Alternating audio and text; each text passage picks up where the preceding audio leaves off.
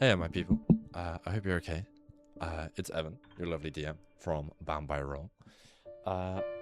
Jesus, you're getting the real Evan height difference now. But I thought I would just record a video. I just wanted to explain some stuff before we get into our lovely campaign of Raofold. Some key themes about the campaign, some explanation of what's been going on, and just everything from the above. So, as you know, we normally play the Crooked Moon. We love Crooked Moons in this campaign. We love a little bit of a horror campaign, everything like that. However, there were meant to be 2 episodes coming out. One of them, as I was uploading them, corrupted. I was uploading it on the YouTube account, and then turns out the YouTube uploading also corrupted. It decided it didn't want to do it anymore, and I'd already deleted it off my computer by the time being. And the editing software I used decided it wanted to shit itself. So, no ending of the campaign that we did. It's still gonna carry on, just preface that, but it's gonna be after Raofold. Raofold is only gonna be up until around September time, maybe October, until all of our lovely players get back, including Owen and Salma and everyone like that. But we still have our main people. We still have Jazmin, we still have Kat, and we still have Erik, and we have me, of course. Where would I be going? I've got nothing better to do with my life. All I do is D&D. But this campaign, as I said, it's going to go on for about 2 months, maybe 10 to 20-ish episodes. Should be a nice fun time. This campaign is very, very political. I've been teasing Raofold for a very long time with my players, and Raofold, my lovely people, I'm going to give you a spoiler, is the world above the Crooked Moon. So once you die, you go to Jazmin, and that is what they have found out. Through the execution of a man called Esmir Black, giving some spoilery info in it, you'll see that in a minute. We take you to Raofold. Now, this is a very political place. It's about houses and their conflicts within. It's about the ties to the players and how they react around governance and that kind of feeling of what do you do when there's something leaning over you? No, someone's watching from behind and you kind of have to deal with it and move on. But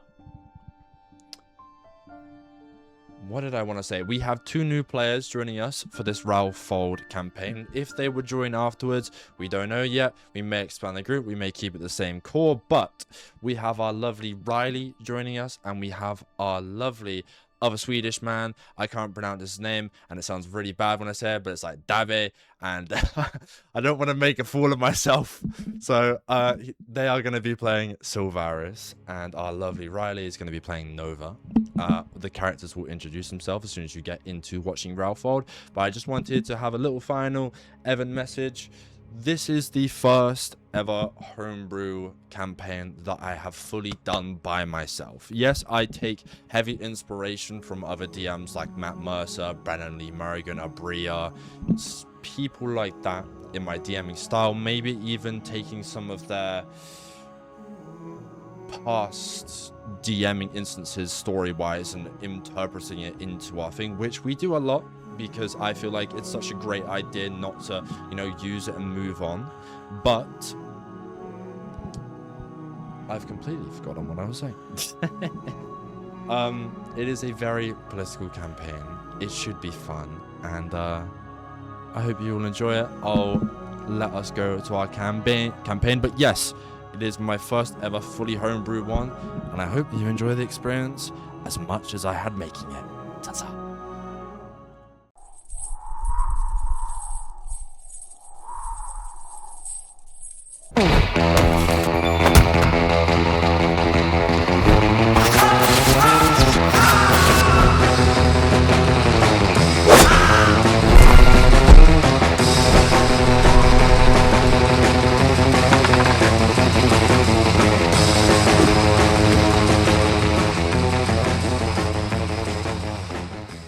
I'm going to start the recording now.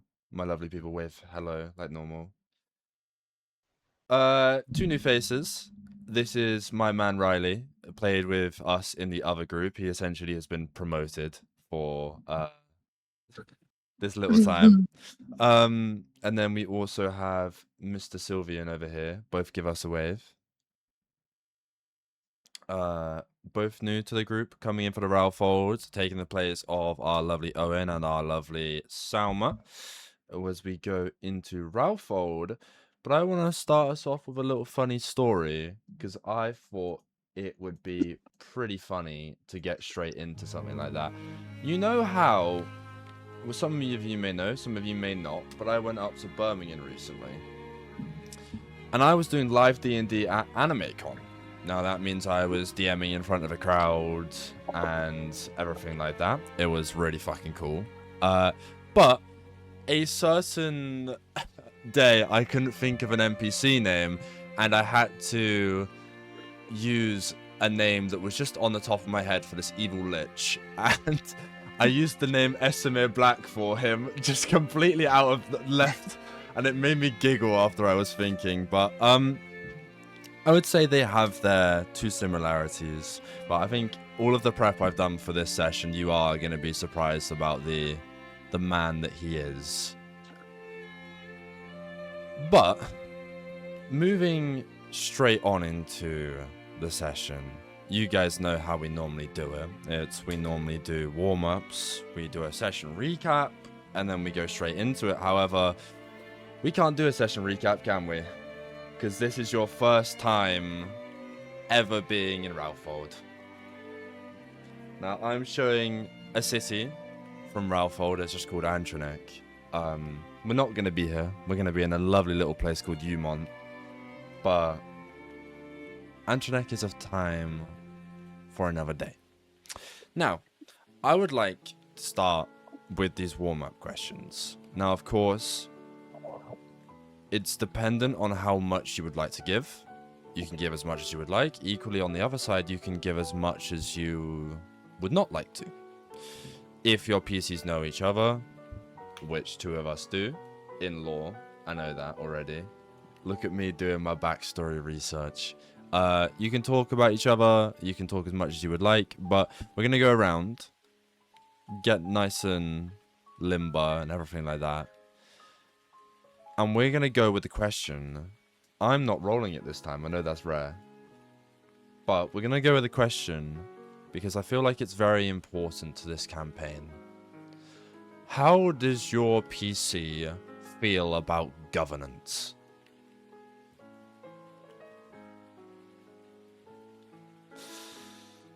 Now, Mrs. Backstory Writer.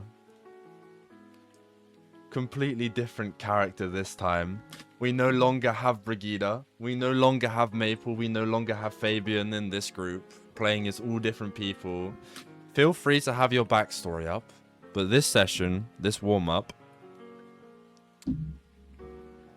let's try and leave some people on cliffhangers about our characters. You ready to go first, Jazz? I think so, yeah.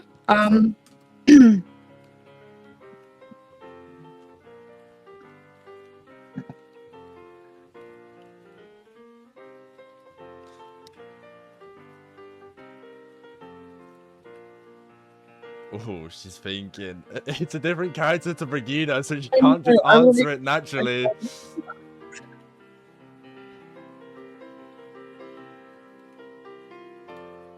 I believe that governance is a tool to use to control the people and the masses, and that it should be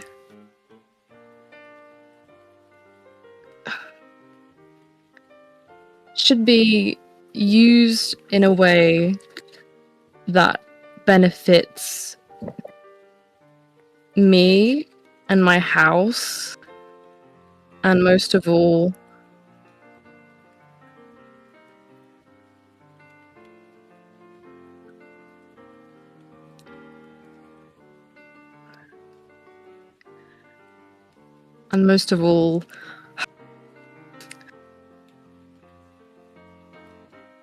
should only be controlled by a few people.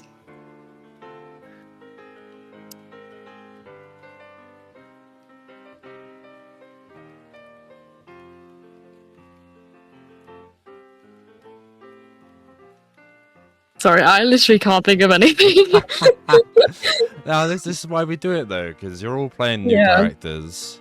We are trying to understand their motivations, trying to get into it. Does anyone have any questions for Jazmin's character, Elowen? And of course, we aren't asking it as our own character, because none of you have met. But in terms of asking it outside the party, do we have any questions? Yeah. How does your character feel about the noble houses and the fact that they hold power?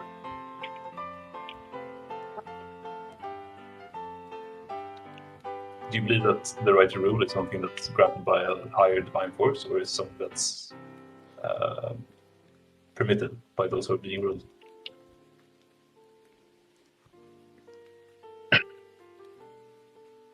Don't know if you're aware, but I am sort of nobility. So that's something to not be taken lightly. It's something that affects my whole life, my whole upbringing, and I believe that it's something bestowed upon the world, from the world and the gods around us, and that they can rule for now, but I think there might be a time where they might not be needed anymore. Ooh, she's cooking with that one, eh? Anyone else?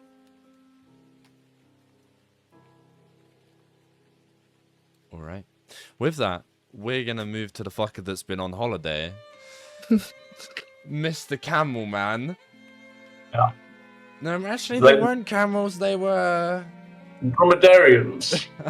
Go on. Because camels have 2 humps, and these fellas only have 1. So that's the dromedarians. Yes. Yes.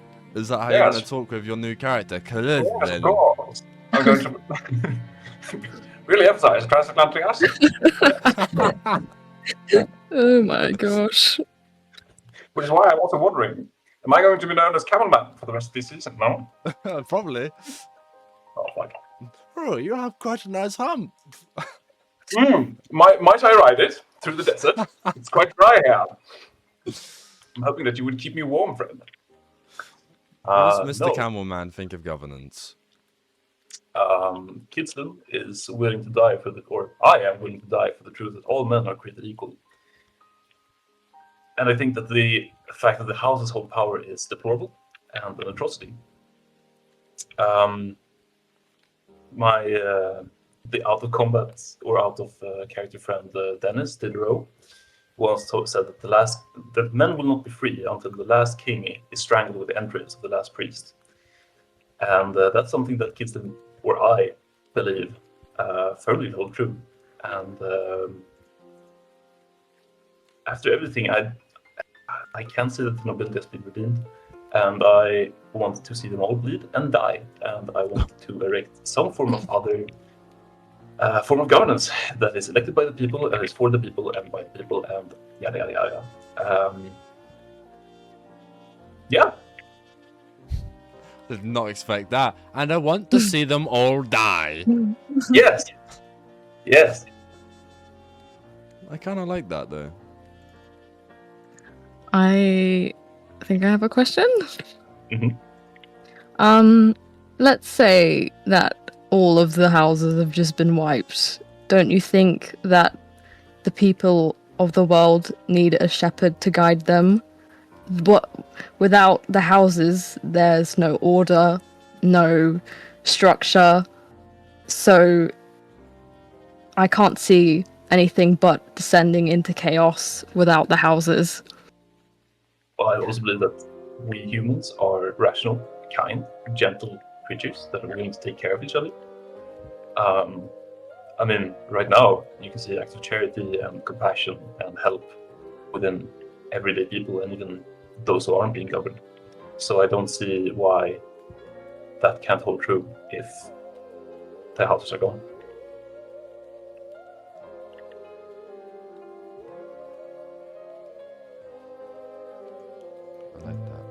I'm just quickly changing the music because I actually hate this one. And this is so fucking loud. There we go. That's better. Any other questions for Mr. Kdsln? How you actually say it? Introduce yourself, please. Say your name again! Oh, my name is Kdsln Wisdom. Fucking. What's your name? I don't know. You guess! It's Kdsln Wisdom. Hey man, do you want to say a tongue twister or two? Kdsln Oh, Wisdom. 7 sjösjuka sjömän sköts av 7. Red lorry, yellow lorry, red lorry, yellow lorry. 7 laxar i en laxask. Packa pappas kappsäck. Ooh. What's your name? Well, I have a tale for you. I met this Burma man, and he asked tongue twister in a foreign language, and I told him 7 sjösjuka sjömän sköts av 7. My mother was a fan of tongue twisters, and she said to my father, I want to name my son Seashell Sally Seashells.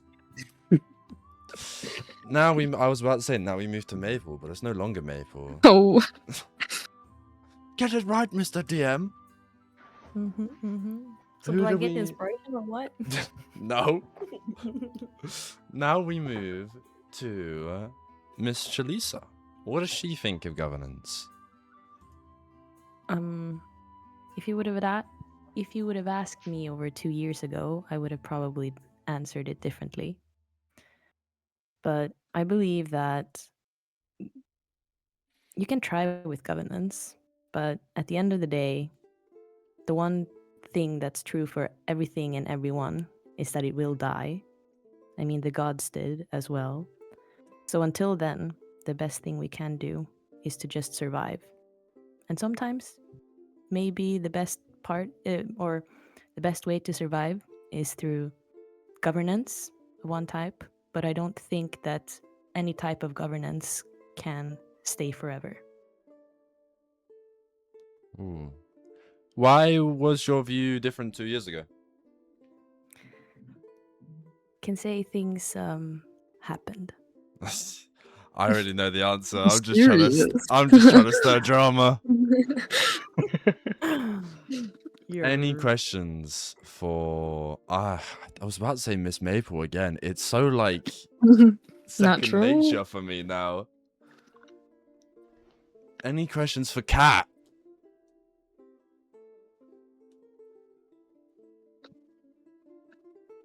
Okay. With that, we move to my Zurborn.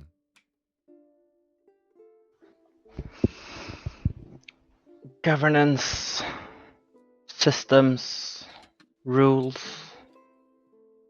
It's a beautiful structure, in theory. But like all structures, it's inherently flawed. It will break unexpectedly. I used to believe in it. I used to believe in lots of systems, lots of structure. I no longer do.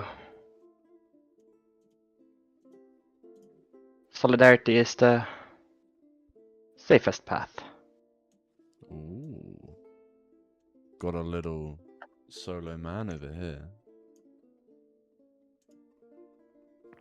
I like that. Any questions for my Zurborn?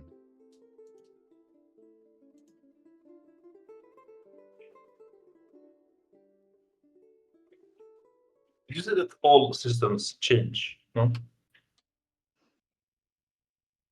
Did I mishear you?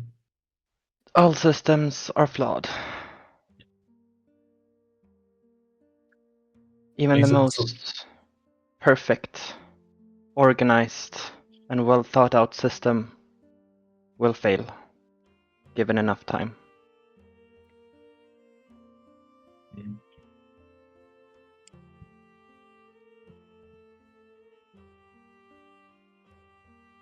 Okay.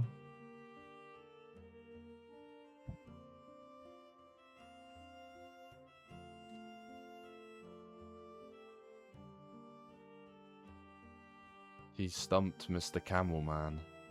You know, I'm no longer even an dromedary. I have no humps left.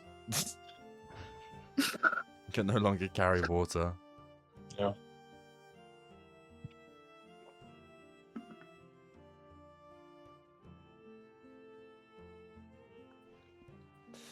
Okay, never mind. Let's move.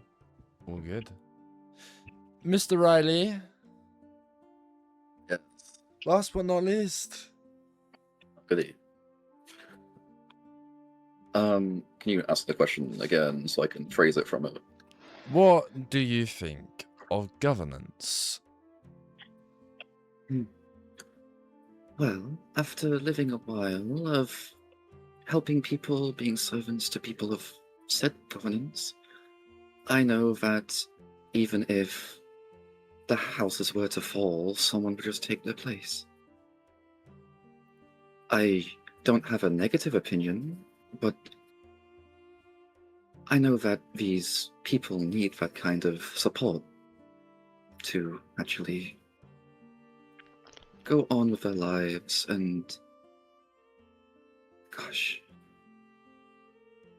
it's quite different from where I came from. Any questions?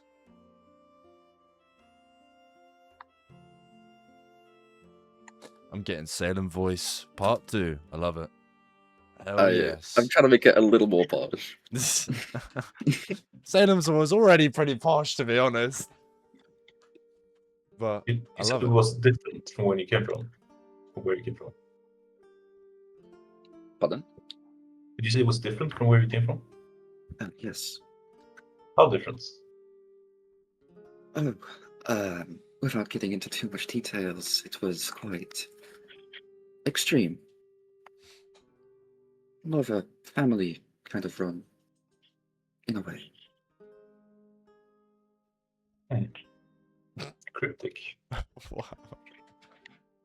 Already got suspicions in a fucking warm-up question, man. Huh. This guy answered something in the third person that I think sounds quite a bit odd. Sorry. We've got Suspicious Man, Mr. Tongue Twister, Feather Boy, Miss Fighty Fighty, and Pee Pee Bo. Those are my nicknames for this campaign.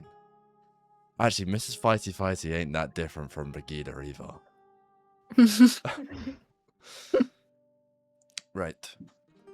With that, I would say we will move on to the actual session now. Hope everyone's warmed up, everything like that. No rules have changed from the homebrew ones coming into Raofold, so you don't need to worry about that. But if people would like to take a quick break to get some water or anything like that, because I'm about to go grab some water, be my guest. And then we'll get into it. Yes. All right. I'm gonna go grab some more water.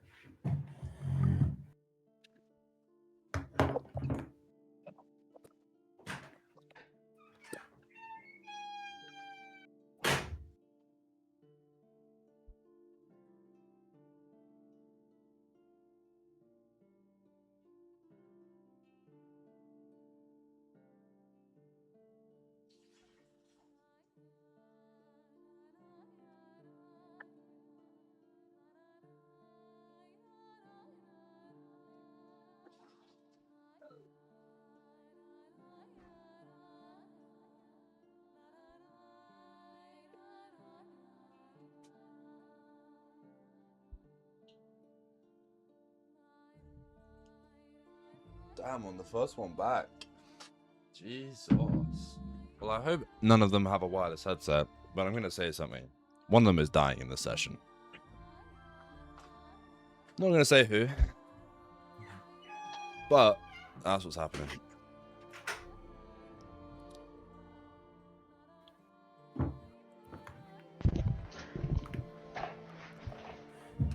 Welcome back.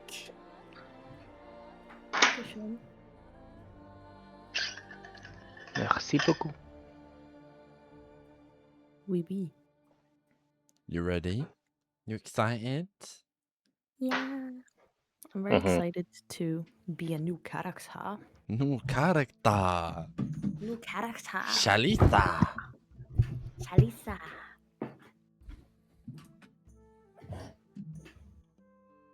I don't know how you're wearing a hoodie. Because it's actually quite cold here, I believe it or wish. not. It's so hot in the But UK the right sun now. is still like, it's so bright. Right it's now, almost 8 it's o'clock. at the current moment, it's 27 degrees hot right now. Here, let me check. That's Outside. why I'm being so consistent about refill your waters and fucking hydrate. Here it is 15 degrees in the sun, Yeah, I wish. and it's 10 degrees in the shadow. In the shadow. In the It's- shadow. Can I have a crazy observation? Go on. Mhm. I was in Morocco. It was 40 degrees in the sun. It was crazy hot. And now I'm getting back to Sweden. It's 23, and it feels hotter.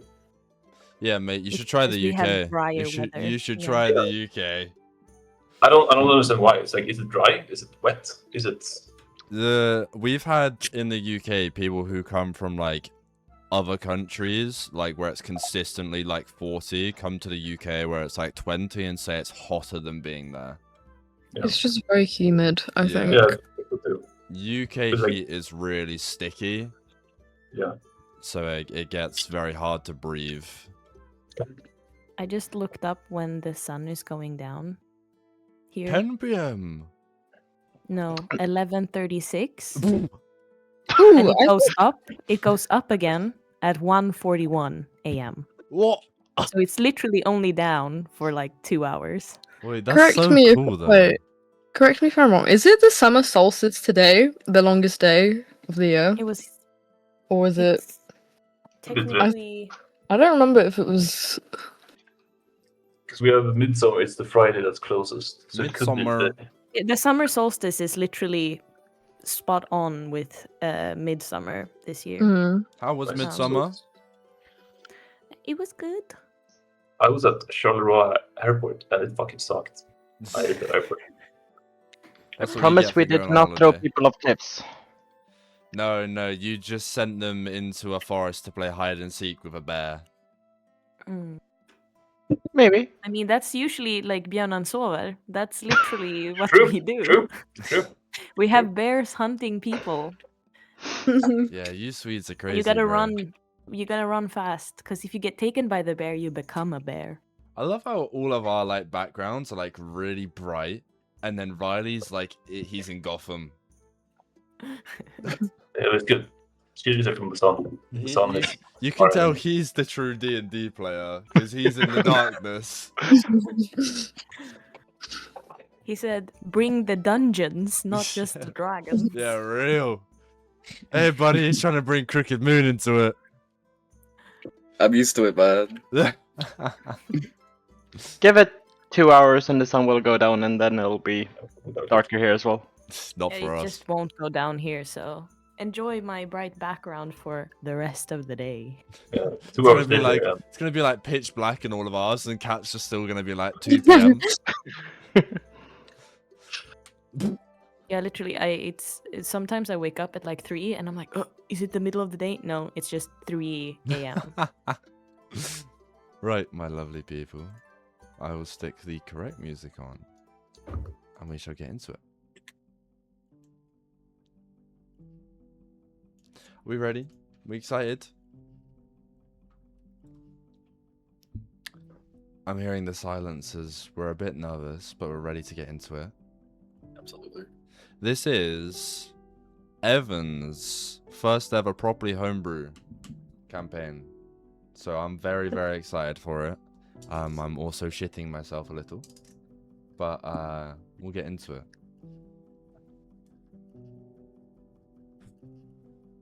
Right. Have you ever heard of a tale of a house that was so large it fell upon itself? No? Come. Walk with me for a moment. I kind of want to tell you this story. Close your eyes and imagine a midsummer's day. The kind that arrives without an announcement.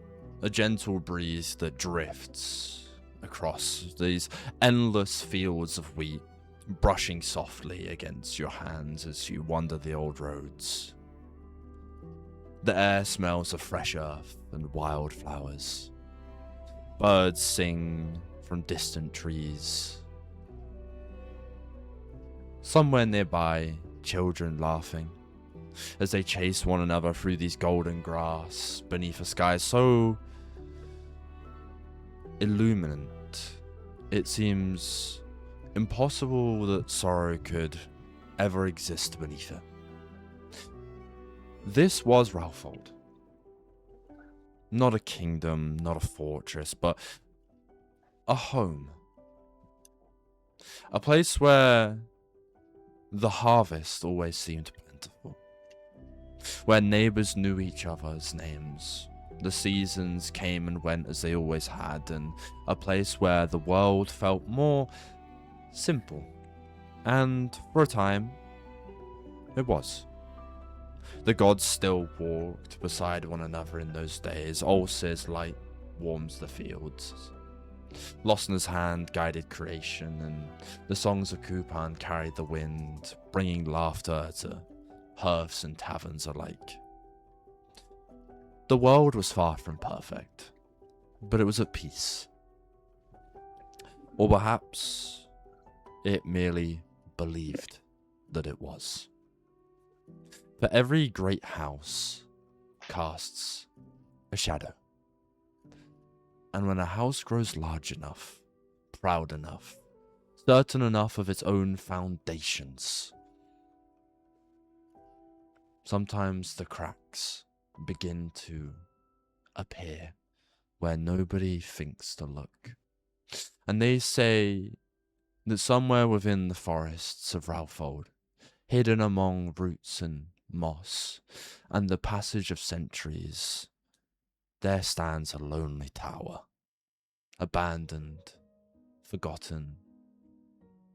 Yet, if one listens closely to the stones, they whisper stories of what once stood there. Stories of cities, villages, towns, stories of love, and stories of faith. But lastly, the story of how the gods fell from one another. This, my friends, my adventurers, this is the tale of Kupan's final trick. And with that, I welcome you to Raofold.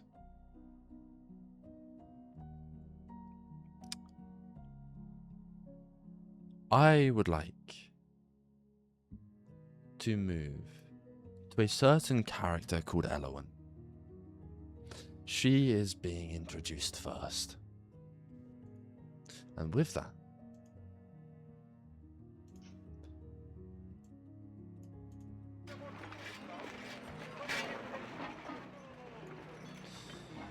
Elowen, you find yourself in Umon on a morning where the world feels almost unwilling to admit anything could be wrong. The air is warm in that slow, almost lingering way, and it's the way that the summer carries it sometimes, where it almost doesn't arrive sharply, but instead it settles into everything at once, kind of resting in the bottom of your lungs, you know, when it tugs onto your clothes and that sticky heat and the soft movement around almost sticks to you. And in those moments, the leaves above you whistle as the elderwood tree stretches its impossible height throughout the heart of the city, and the sky holds as though it almost has belonged here. You, Elowen, are moving through one of the elevated walkways that thread through the branches and the rooftops of Umon. And below you, the city is almost already awake in its fullest sense. It's not rushing, not panicked, but alive in a way that kind of screams practiced, familiar, and almost ceremonial. There's laughter spills between the stalls and music drifts out from open windows, while people painted in masks move through the streets, as though today belongs to something older than a memory. Elowen, I take you to a Sunday in Umon. A Sunday notoriously known to be the Revel's Fool Day. You would know this as the day of Kupan. This is the day that he thought would be funniest to have dedicated to dance, emotion, music, the rookery of being able to express yourself. Playing a trick on Ulcer back in the days where a Sunday would normally be used for religion and used for hard worship, pilgrimage and other ways, turning around and drinking and partying would have thoroughly annoyed the god of the light. Romulus walks beside you,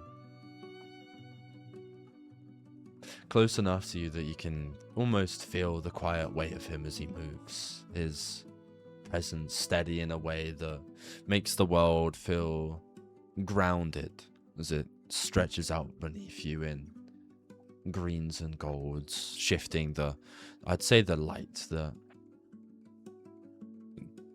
happens to flicker on the leaves, turning the atmosphere of sunlight into something soft enough to touch. Now, the sunlight in Raofold isn't as strong as what used to be.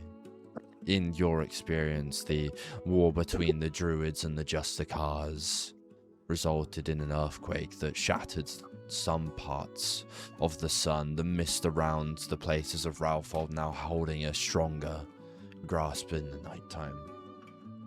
But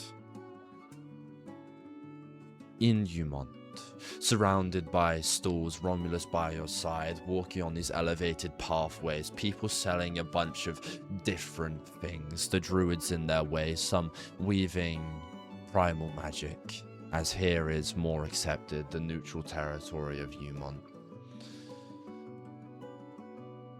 Can you give me our first roll of the campaign? It is going to be a perception check.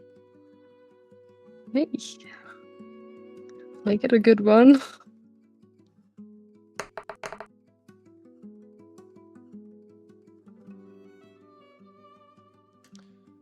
I haven't actually got the plus on it because it isn't saying. But 15. Did it? Oh, it's not showing up on my It's D&D fine. Beyond. It's plenty enough. Okay. And within the softness of being in Umon, the walking as your normal routine normally does, moving around with Romulus by your side, it's that softness that you begin to notice him. Not because he demands attention, not because he disrupts anything in particular, but because he doesn't belong to the rhythm of what you're seeing. Typical Sundays on the Revel's Fool Day is erratic. It's having to step in all the time and deal with folks who are moving too fast, moving too frantic, and trying to calm them down, as this is a ceremony that happens weekly. But as though every movement around you has agreed upon this certain type of ease, a certain type of celebration. And this stranger, calm in his way, no mask adorned on his face, no face paint, no music coming from him, has already distanced himself from it. In what almost feels like a distance that feels less like an intrusion and more like an inevitability, soft to its way, a kind acceptance of his demeanor. He moves through the crowd below you as you walk, watching people buy and trade in front of you, trade over pots and handcrafted trinkets. Without a hurry, yet without this hesitation either. And it's that balance that I would say makes him unsettling. The absence of uncertainty that is in a place of communal ease. I would assume that would probably put a pep in your step, as from a house of people that are trained martially to spot things like this and deal with them quickly. Someone so relaxed on a day that sometimes gets a bit out of hand is off. Because even the revelers around him, the ones adorned by these masks, drinking in their hand, ale slipping all over the floor, part their ways around him without even meaning to in their way. Conversations drifting slightly off course, steps without adjusting thought, as if the city itself below you is accommodating to something it does not yet understand. You find your attention narrowing, not sharply, but more slowly, like a focus coming into alignment rather than being forced.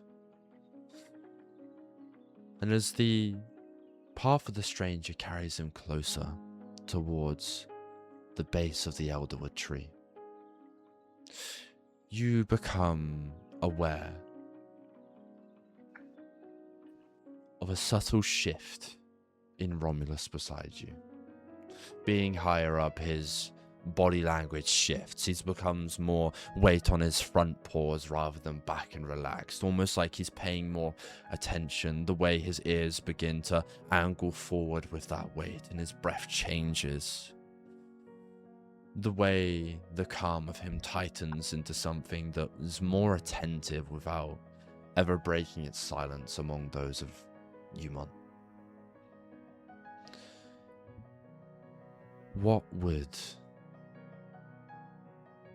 Elowen like to do in this situation?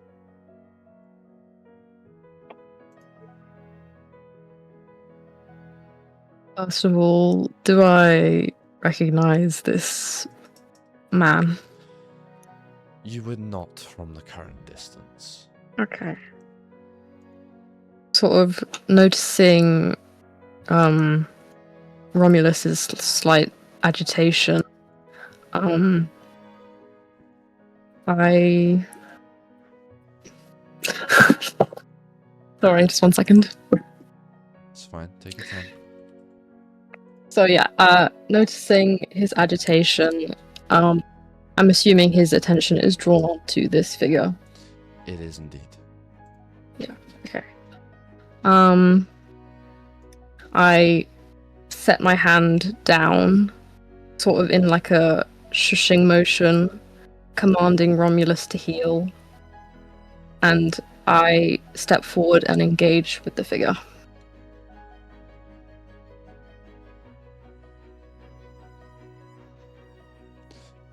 As you engage with the figure,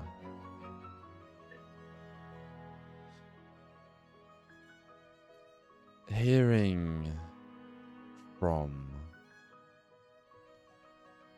your house, Kdsln then giving you a name purely to look out for. The face is masked by the long, raggedy hair he has at the back of his head. He, whilst being engaged with, takes his time, doesn't heed what is happening, and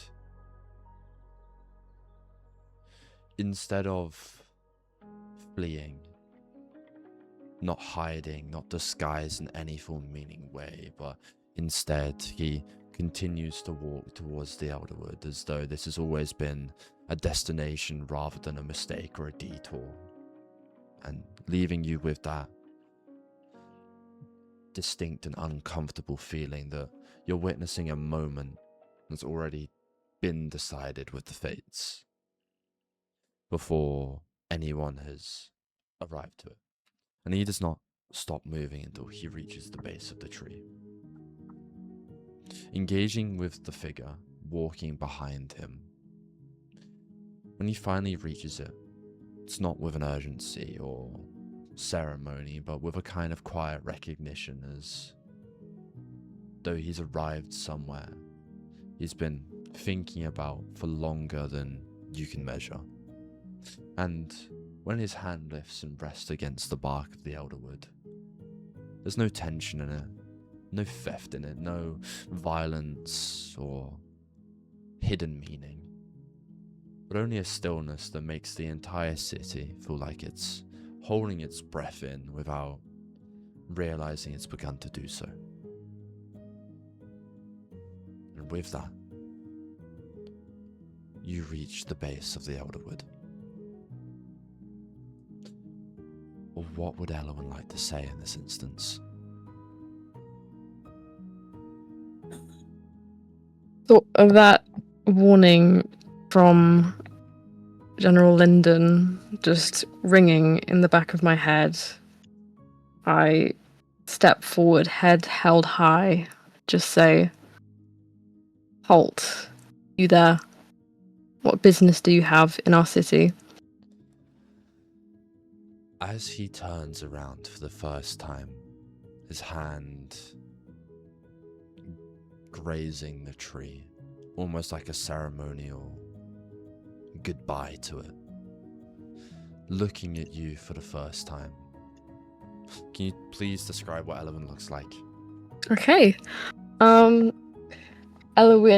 is a shifter, meaning she's sort of got bestial features sort of on her person. She's got a wolf tail and ears. Her hair is sort of this shaggy, medium length, white, pale bob. And she's about, I'd say, 5'4", 5'5". And she's got these piercing golden eyes, sort of the ones you'd see on Arctic wolves. And she's got this heavy set, quite shiny, new-looking armor that she's wearing, sort of adorned with gold and sort of pearly silver metal accents. And she's got a scarf sitting on her shoulders, and beside her on her sort of waist, she's got her long sword sheathed and at the ready. In front of you, raggedy hair, these piercing blue eyes that only shine when the sun hits his face, freckles that are deep in their way, a cowl and garments that look like of a high noble, ruggedy and non-ironed. It looks like this man has been on the travel for a very long time. In front of you, he stands, You asked, what is his goal here? Because there are places in this world that feel as though they're still remembering how to breathe properly. His gaze would drift through you, not away from you, but like someone watching sunlight move across distant fields rather than the immediate moment in a way. And because you hear something calling for you long enough, you begin to understand that silence is not only the absence of voice, but the refusal to answer it. With a soft exhale, I came because I was asked by something older than politics, with his kind of hand grazing the tree once again, softly to the touch, older than fear, older than even the stories we tell ourselves about gods and men.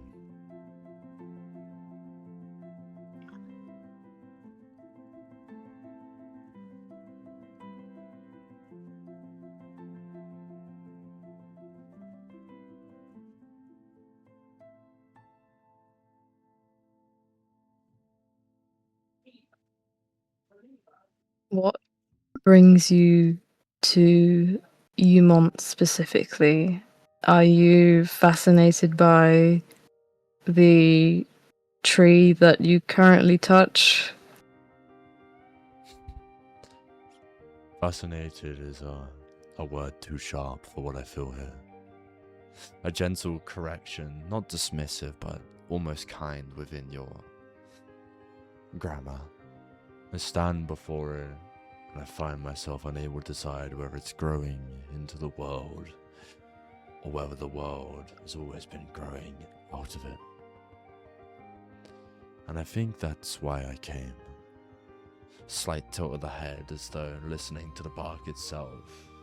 Because in most places, things are built as answers.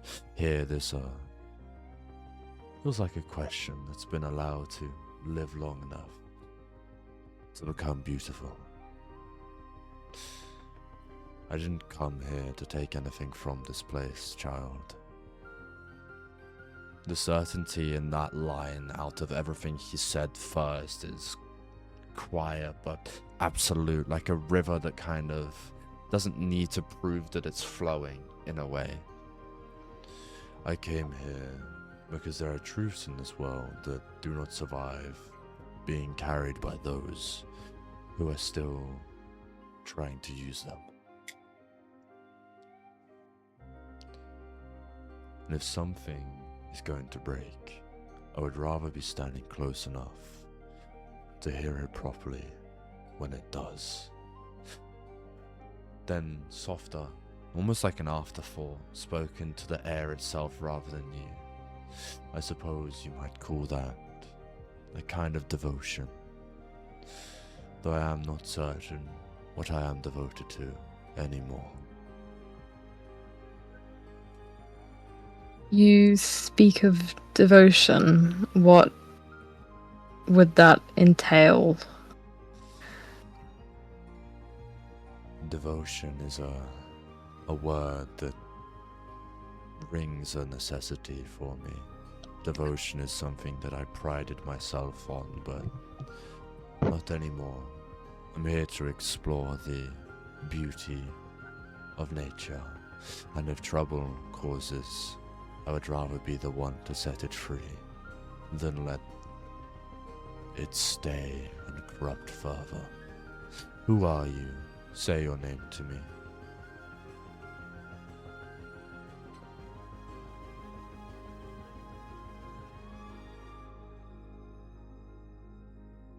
No, I want to know your name first. I am what remains when the need to be more than oneself is finally set down. A pause, kind of not of a hesitation, but of a observation, as the question itself is something he's listening to rather than kind of answering more towards you. You would call me Esamir, if the names are what you require to place a shape around me, though I have carried many of those across the roads, and none of them has ever felt as important as the reason I am still able to walk beneath this sky without raising my hand against it. And with the sort of just him saying the word Esamir, I'm like completely on edge.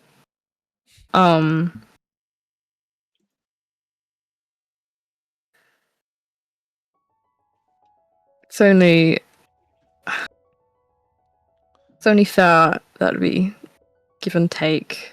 You may call me Elowen of House Rhymecrest.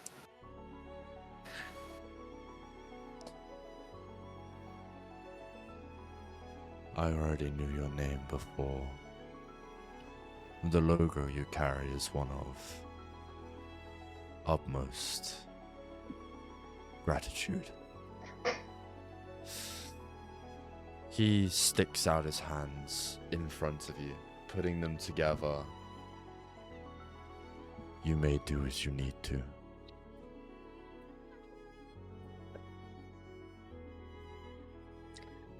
I'm glad you understand. Unfortunately, I wasn't going to let you just walk out of here. As I mean, I don't think I have, like, manacles, so,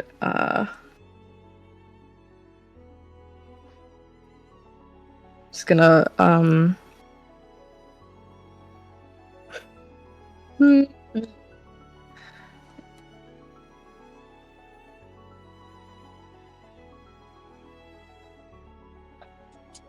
Before I like sort of lead him on, do I see anything, like any weapons, anything that might sort of be a threat to me at all?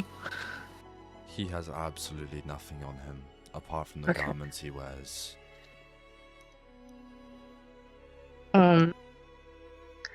I command Romulus to step behind him and sort of nudge him on to follow us. And I am heading to my father.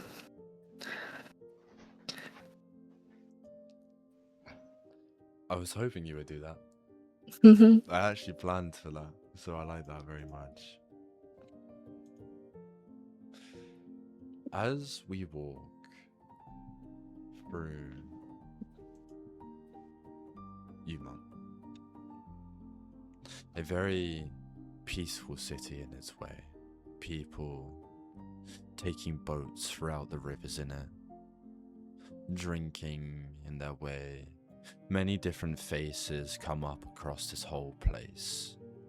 Many different figures, many different personalities as markets and marquees and people stood on them. People that you know from day to day reach out. Elowen! Nice to see you. Are you buying anything today? Not today. Maybe another time. Well, perfectly fine. Take care of yourself. You too?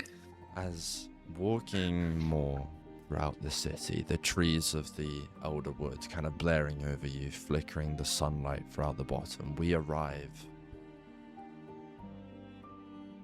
at the Rhymecrest Manor. Okay. Opposite of House Trees Manor. I'd say about 2-minute walk, not overshadowed by it, but almost acting like it's in a pair. And in front of the house stands this muddy path.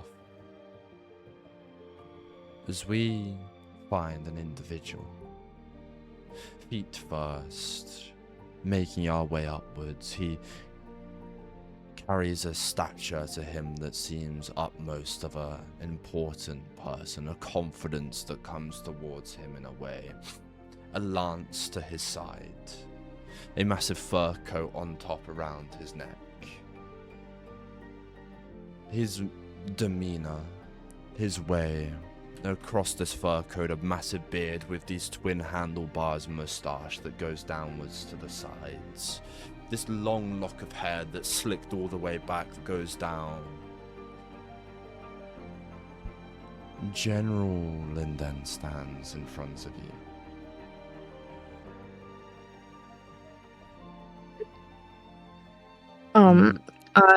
Sorry, No, are you... Go ahead. Okay. I sort of I'm standing behind Esamir, and as I do, I kick him in the back of the knee to make him, like, sort of grovel, and, turn to face General Linden, just saying, "Where is my father? You must bring him at once." Your father's inside. We found him. It's him. We saw him on the gates, don't you worry. We just wanted you to do the honors.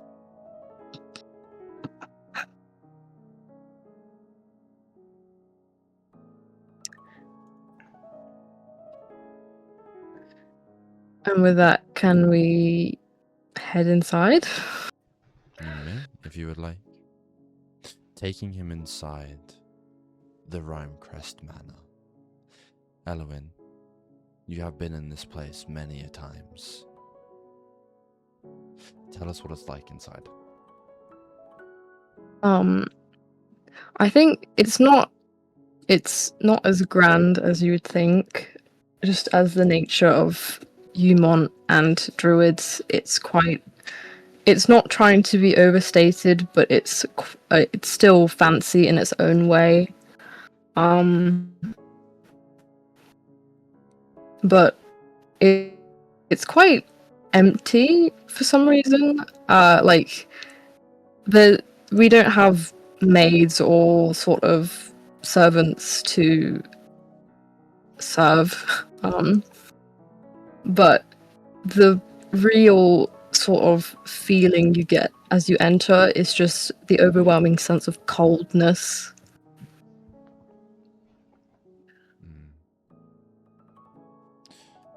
With coldness, a staircase ravels upwards, spiraling its way. The one that typically goes towards the armory, the floor that your father is. Stood on the balcony, leaning over, two hands gripped onto it, quite an old man, an ambitious but strong-willed one, stands, leaning over, grey hair that reaches all the way down to his shoulders, this massive black cloak that looms around him all the way up to his nape, drops all the way down to his lower ankles, completely covered in it, this man with a goatee and lower beard of grey essence. Welcome home, child. I believe that you have brought me someone. Yes, father, just like you asked, it's him, it's Esamir. He slowly starts walking down the stairs, making his way, his cloak falling all the way down step by step as he moves his hand in this pattern, kind of twirling something that doesn't seem to be in the air, but almost like a symphony is playing out to him. And he comes over to you, puts his hands underneath your chin, lifts it up slightly so you're looking with him, and he goes, "I am forever proud in you. Well done." I don't say anything, but I sort my breath just quickens slightly, and I just nod, but I don't make eye contact with him, out of respect. Now,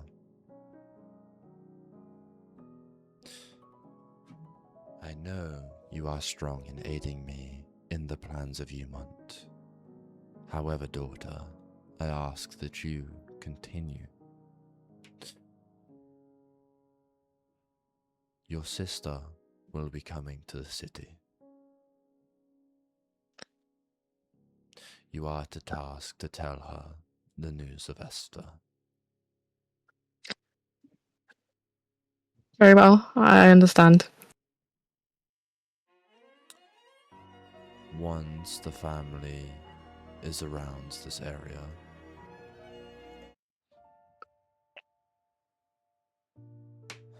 we will have a meeting with your uncle and all.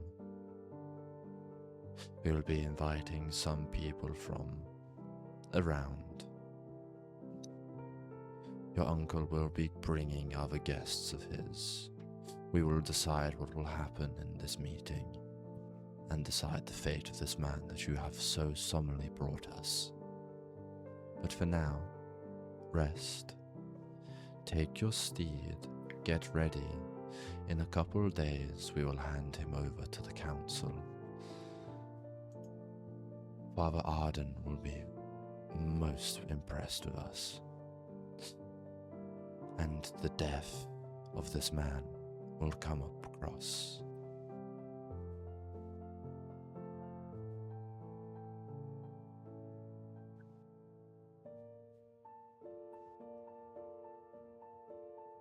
I just nod again in understanding, taking his commands, his orders.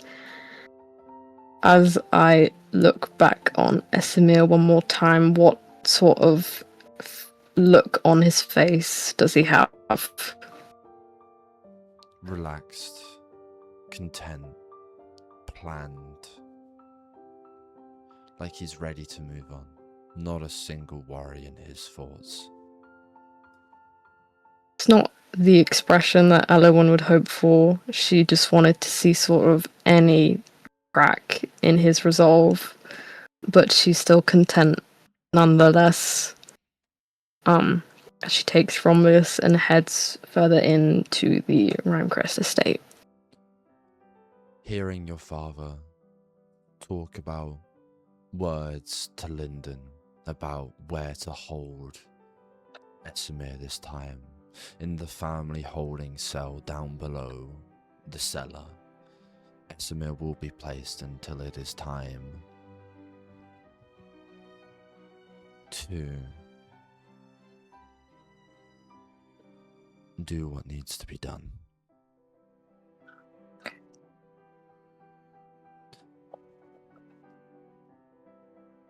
I would say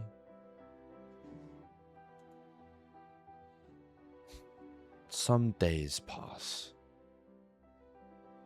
whilst this is the words of the execution of Esimir Black start to spread. Those from without Umont start flooding in. The guards that need to be done, the treacherous routines that get done daily are starting to double. The hours are getting longer, and your father's expectations are getting more expressed.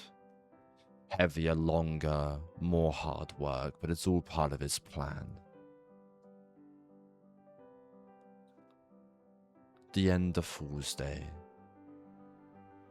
ends, and we come to a Tuesday.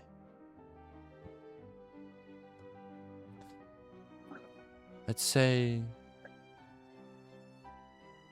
getting ready for your shift. Starting earlier than normal, Romulus half asleep, half awake to your side, yawning in his ways. He straggling by your side. As you're about to exit onto your routine, your normal way of this whole place, a knock at the door plays. A hefty one in its way. Yes, who is it? It's me.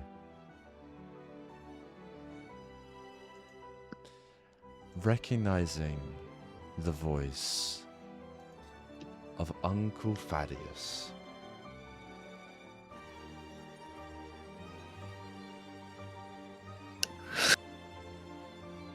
As in that uncle? Yeah. And he's in my house? Yeah. I just instantly shoot up and, like, tell Romulus to... Well, I'm not opened the door yet. Getting a bit ahead of myself. I shoot up instantly. Am I in my whole getup? You would be. Have I got... Okay, yeah. I just instantly shoot up from whatever I was doing. Just point to the door to get Romulus to sort of ready himself, and I just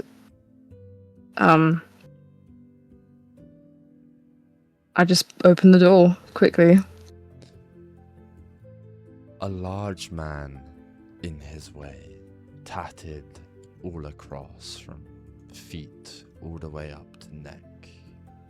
Onto his head, these ritualistic ones. In his way, he draws himself with a certain way. A very tall orc, a massive amulet that goes across his chest, absolutely ripped in his ways, almost dressed like a monk. These massive 2 daggers that come out of his teeth.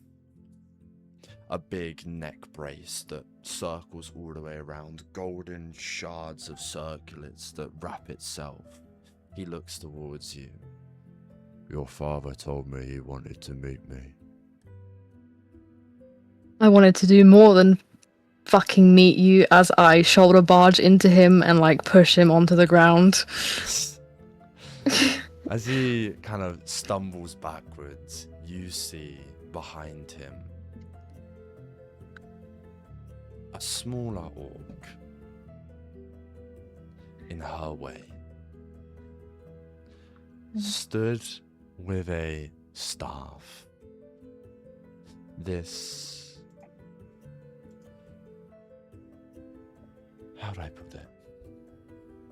More face-painted orc, these massive bird feathers dripping from her ears, some tusks coming from her teeth, these massive cloak that goes all around her. Brigida stands next to Thaddeus. Can you just remind me of like the standing I have with these two? Brigida is one that is not commonly done. The standing currently is that they are here on your father's orders. They are here for a meeting and to know what is done with a certain Esamir Black. An execution has been called. They are here to witness it, nothing more.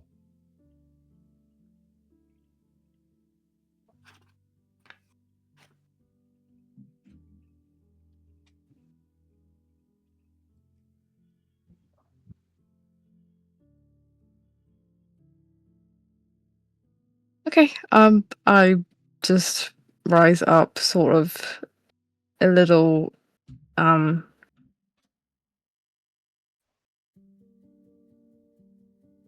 not apologetic, but just like, sort of a misunderstanding, I think. But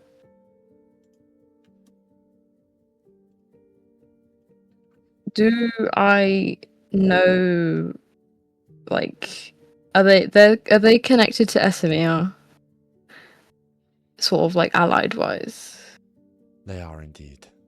Okay.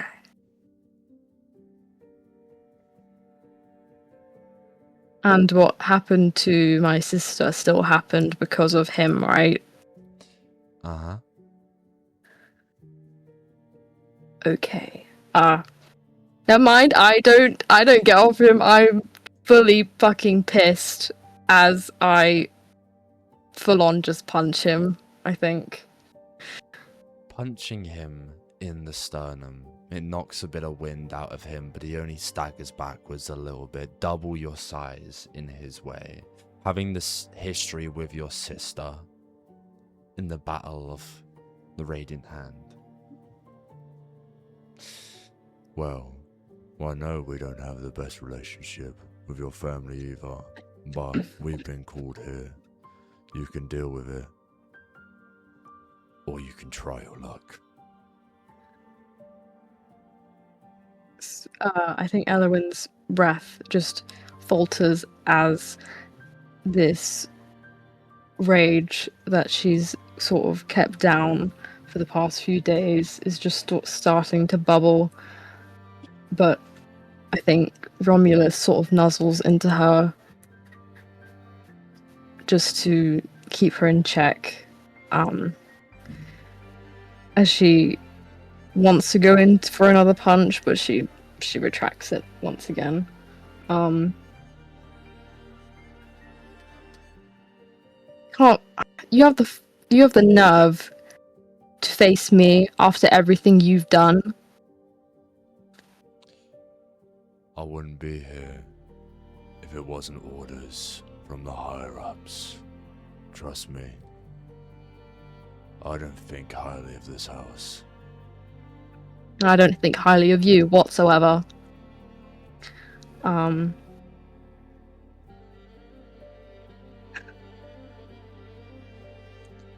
Brigida, behind Thaddeus, kind of turns more towards you. Well, don't speak to him like that.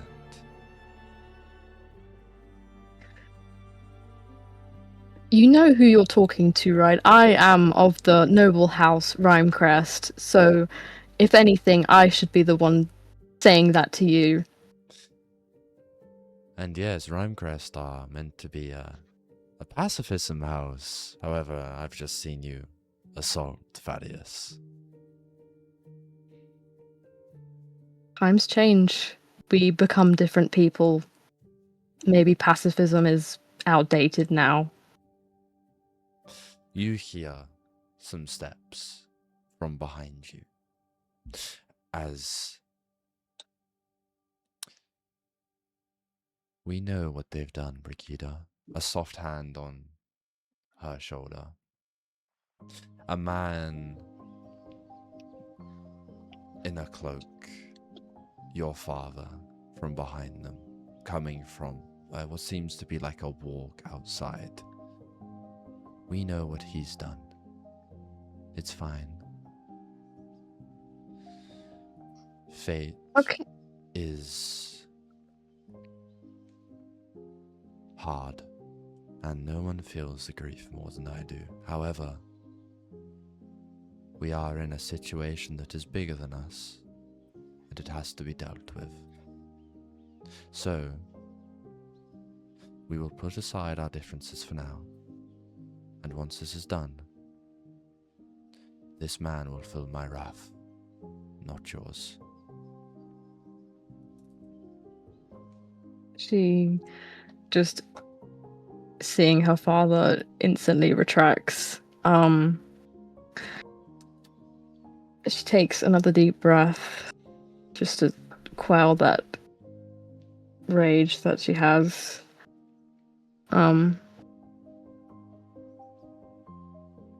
Still, they shouldn't be in our house. They should be out on the street doing whatever they need doing.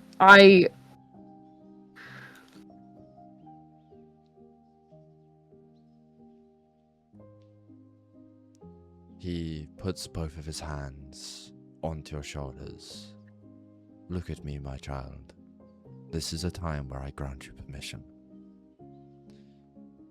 It's gently spoken. I know what they've done. However, the Mantle Guard is not enough currently, with the inclination of the amount of people coming to Umont. We have never seen these numbers before. It's in our best. We put our differences aside and work with them for now. Afterwards, they will feel my wrath for killing my daughter and your sister, as well as the fact of Father Dreesus.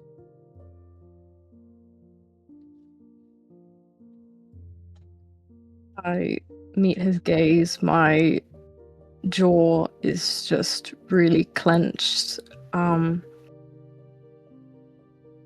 Just fine. As my hand goes towards my sword, I've got like a little ribbon that's wrapped around the handle of it, and it was my sister's. It was the one that she sort of tied her hair up with, so it's like become a little nervous tick to sort of fiddle with it.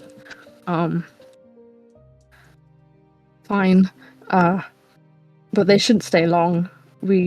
Let's just get this over with. I plan to do exactly that. As he kind of puts his hand on your head a little, turning to them. You best not piss her off. You haven't seen what she can do. This is my daughter after all. And you already got rid of one of those. As he invites them in, coming upstairs to a meeting room where this large table goes, it's square in its way and there's multiple seats, and walking towards it, Thaddeus and Brigida walking in front. He taps you on the shoulder. My little leaf, I forgot to tell you. There's someone inside waiting for you. Go say hi to your sister. Oh, I'm just hearing the mention of my other sister. We're not terribly close, but I think in this moment I just need some sort of familiarity.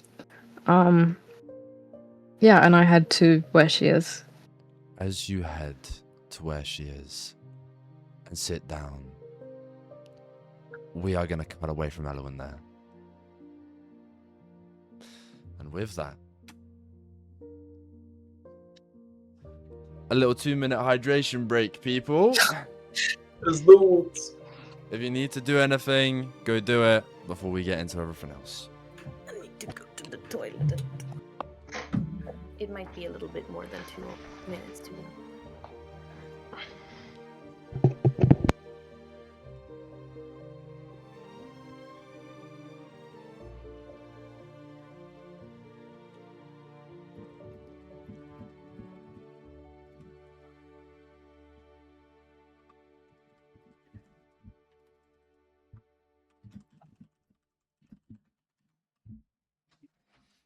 How cool was that, though? I know I had to change it. I know I had to change it slightly, but you get to see Brigida. Yeah, I was like so confused why she was alive. Yeah, I know. Yeah, But I was like, I'm guessing you got something planned. I do, don't worry. Yeah. But I was like, how cool would it be? You've made a PC that you've been playing in another campaign, and you Yeah. get to meet her as Elowen. How fucking cool is that? I think they would actually get on well, just not in these circumstances. So, you know. I'm trying to remember Brigida's relationship to Thaddeus. It's mixed. Like Like, if it's a blood relationship or not. they are related. Yes, I thought He's so. like, yeah. It's uncle, right? But that doesn't make sense. Because he is her great uncle, I believe. There we go. Yes. Yeah. Great uncle. Fucking knew it was something to do with being an uncle. He's unk. He's unk. But we have introduced some key NPCs from Elowen's side. We've also introduced the Brigida. How cool is that? No. Oh man, I love Uncle Thaddeus. I hope nothing bad ever happens to me. Man, Uncle Thaddeus is fucking sick. We've met him in Druskenvold as well. Okay. Yeah. I'm not sure if you were there for that. Were you in the village of Not? I No. don't think you were, no. But no, we met Uncle Thaddeus and he basically beat the shit out of Brigida.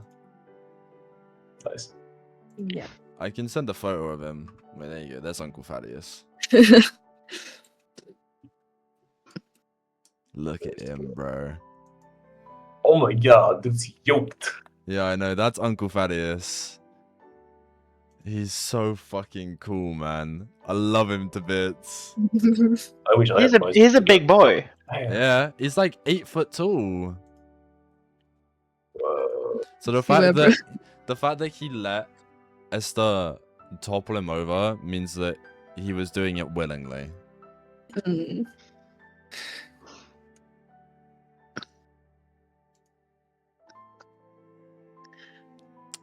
Should we send? I'll send photos of everyone else. Alright, should I like? Okay, let me Don't send. don't like- link it. I can just. No, send I mean like photos. I'll send like the full picture of my like Hero Forge character thing. Oh yeah, just yeah, like- yeah. This is Sir Laptuous Linden. For those who are wondering, I'll show it on screen now. You're going off my Pinterest board. Yo, mate, I've been absolutely spamming that, and that's Okay. my goat, Thaddeus. Mate, if people who make a Pinterest board, I'll absolutely use it for what characters look like.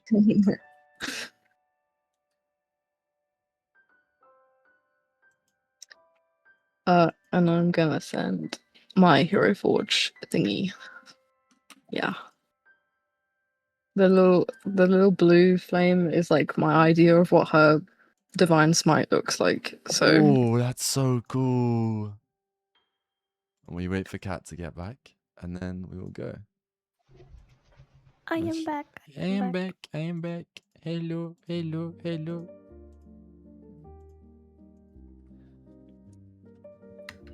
We, my lovely people, move to a certain character called Chalisa. It's your turn now, buddy. An Elowen has been introduced, and we move to you. And I am going to pause this.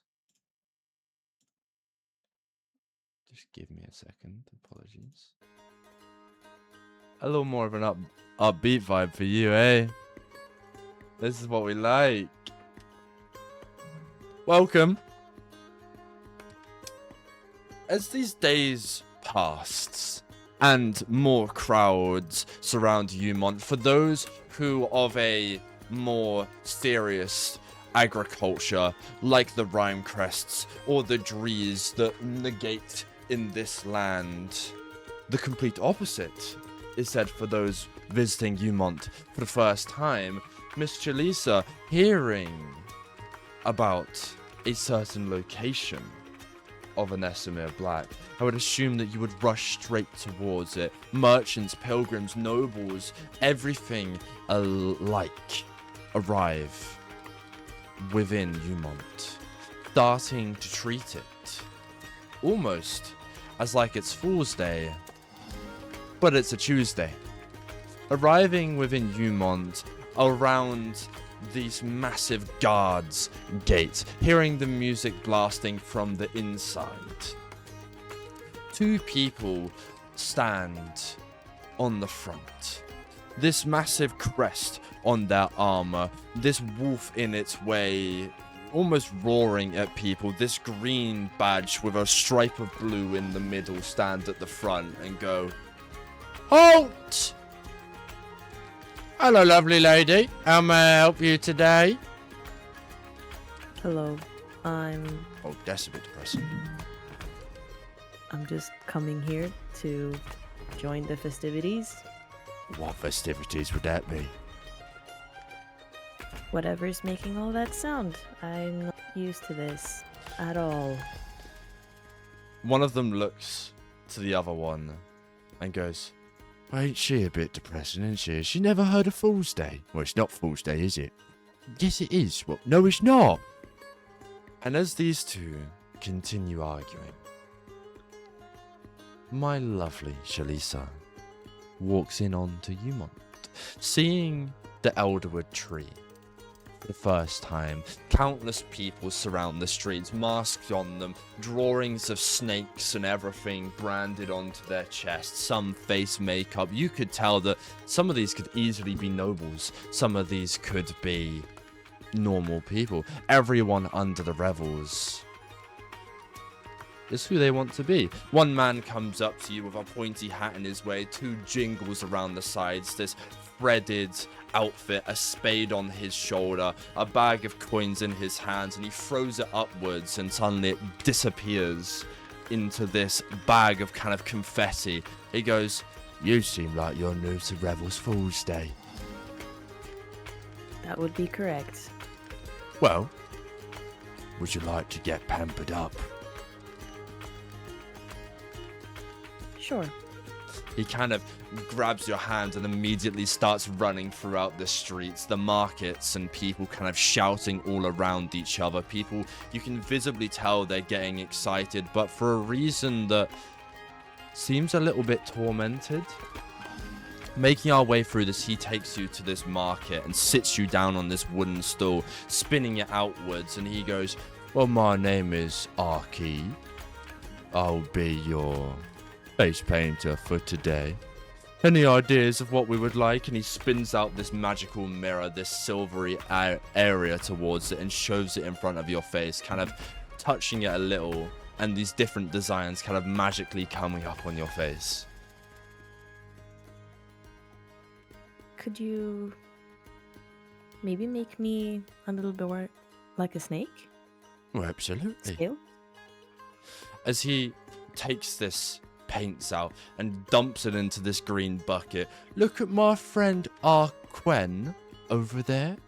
You like a design like his? And he's got these massive snakes that wrap all around his arms, his chest, these green vipers that go, making all of their way onto his face before adorned by this mask that covers his eyes and almost like clown makeup on his face, a bottle of liquor in his hand. Only my face is fine. Only the face? And with one kind of quick motion, he redoes some of this makeup on your face, giving you kind of this viperish look. This massive snake mouth with fangs and everything adorned by it. And with that, he shows you this mirror, looking very different to your upbringing, a very different vibe towards the village of Aran. We move to this. And Chalisa, what are you thinking in this moment?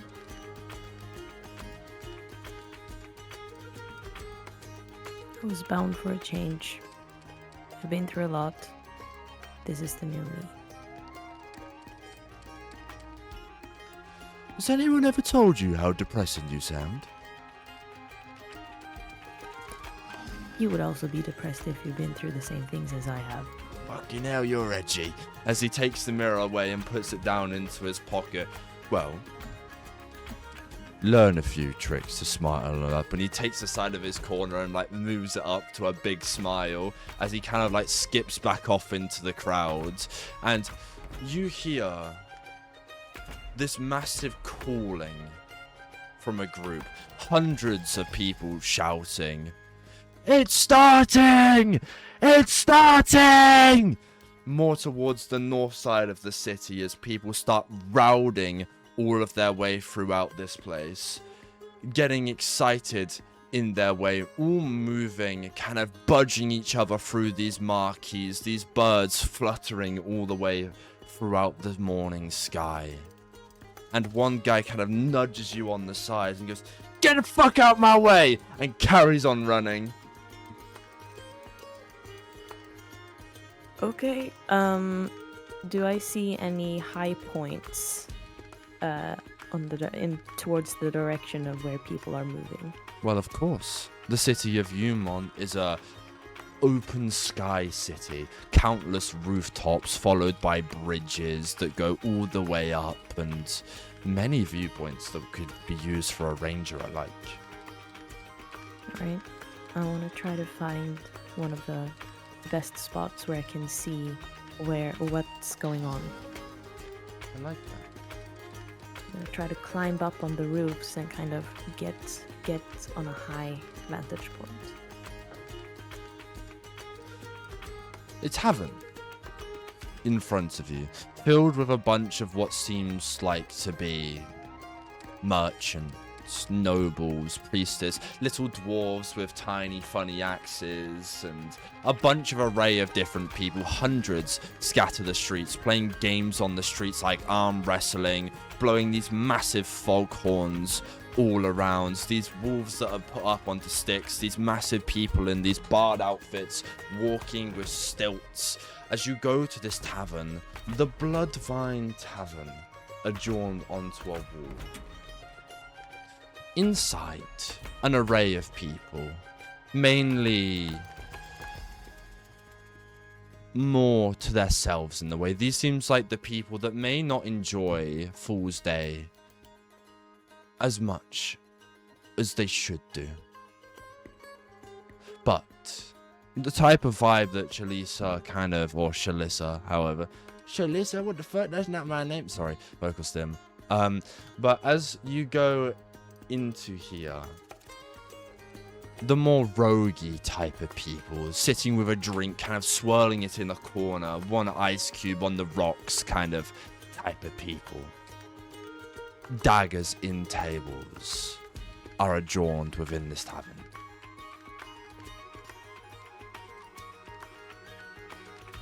Do I see anyone I recognize? You do not. Alright. I'll just try to get up on the roofs, I guess.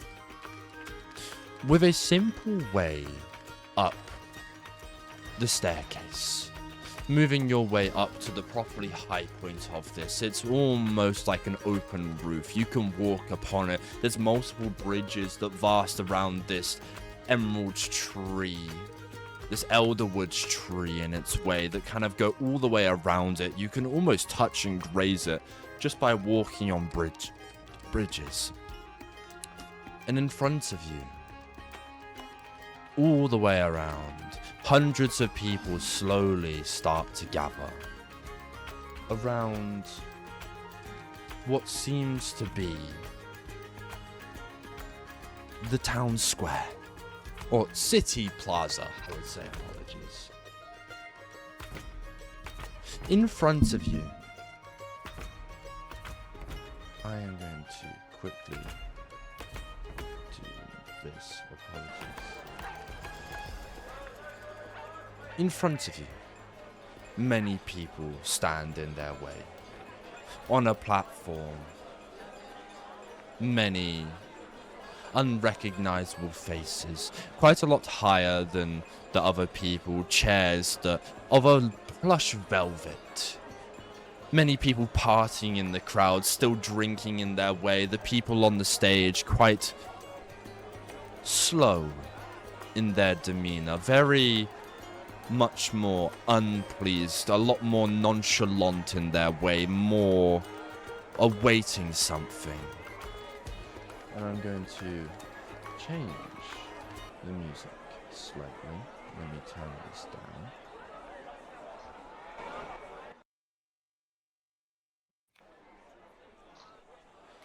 In front of you,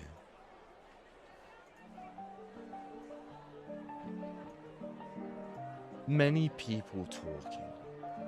The druidic nature of this place, countless of these trees growing, this primalist magic all in front. On a stage from this high rooftop, can you please give me a perception check? Absolutely. Hello? Is that a natural 20? Yes. I happened to roll twice because it didn't roll on my screen first. Well, folks, D&D Beyond is being buggy, which means we have our first natural 20 of the campaign. Session 1, Kat got it, and I believe the first time she ever actually came into playing with us, she also got a nat 20 on her first session. So this is some insane luck. But as you come up to this platform, in front of you stands many people. This group of twins. Not twins, sorry. According to your perception, they all look very similar, but more triplets in their way. Walking throughout the crowd with a more concerned look on their face. One lady is yet to reach the top of the platform. Walking within these triplets, one of them wearing complete paladin armor.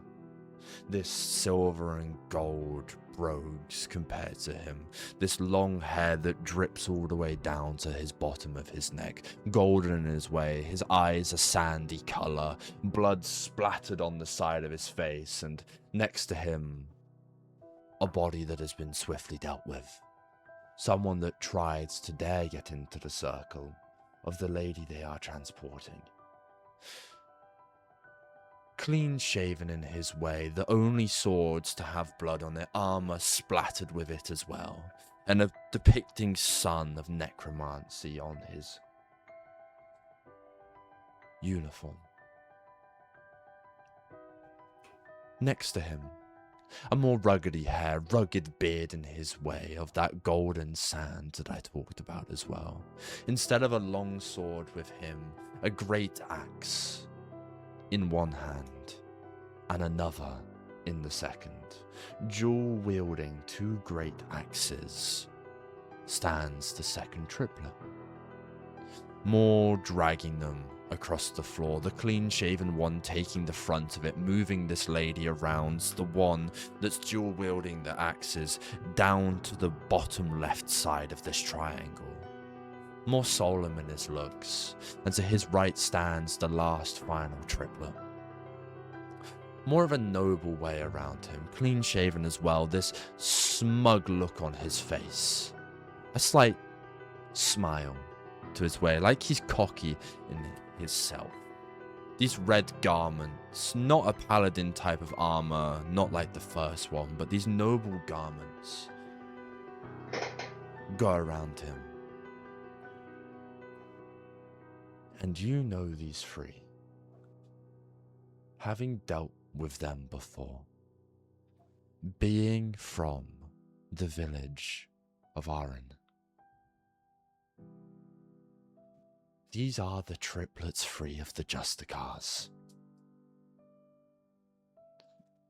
Gibran Justique, Alosa Justique, and Vanzo Justique. Moving a lady, you can tell by the logo that's branded all across them that these are the Justicars, known first and foremost across the lands for their perceived superiority and brutal tactics. Most cities and nations are reluctant to allow the Justicars into their midst, fearing a return to their previous reign of oppressive terror. And to that end, many cities will not hesitate to imprison individuals that ascribe or carry iconography of the Justicars. However, Umont is a neutral city, which means these are allowed in here. On their self, a scale with a sword that gleams downwards with two scales either side. these are the Justicars. And these are the 3 highest ranking within their paladin ways. The preeminent Grand Mage Arbiters, the triplets 3. These 3 are not to be messed with. One carries a lance, one carries 2 axes, and one carries a longsword. They speak directly to a House Noctis. And as this house makes its way forward up onto the stage, all of the houses there adjourned for the first time. First time in a while. And as the Justicars move this lady, the first time ever seeing the house leader, the high seat of the whole world of Raofold, the whole crowd falls silent. Elowen, scouting around, Father Arden Dries stood up this stage. It's your first time seeing some of the other houses, your father as well, adjourned to your side, not being allowed onto this stage. You watch as these Justicars walk before the high seat. With your knowledge of noble houses, Chalisa or Chalisa, watching from the top, and Ivana Noctis, the lady of poisonous ambition, steps foot on to the execution platform as your eyes slowly glance down as an Esamir Black on his knees sits at the end of this execution platform. With that, I will introduce 2 more members of this party, an Azurborn and a succubus. Within this crowd hidden, my succubus,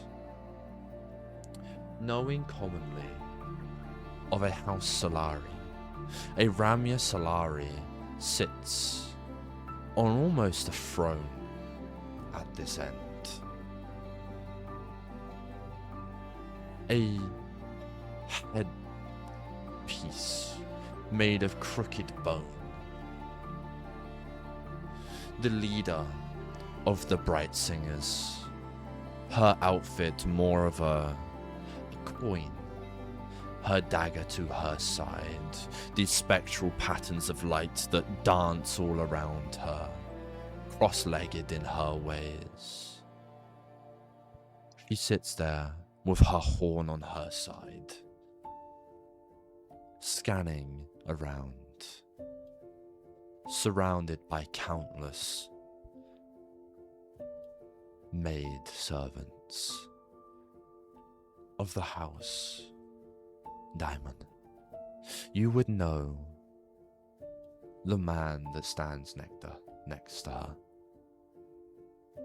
having enough power to be their own house, but still underneath the Bright Singers, a Melek Diamond stands, the leader of the House Diamond, who follows right under House Solari.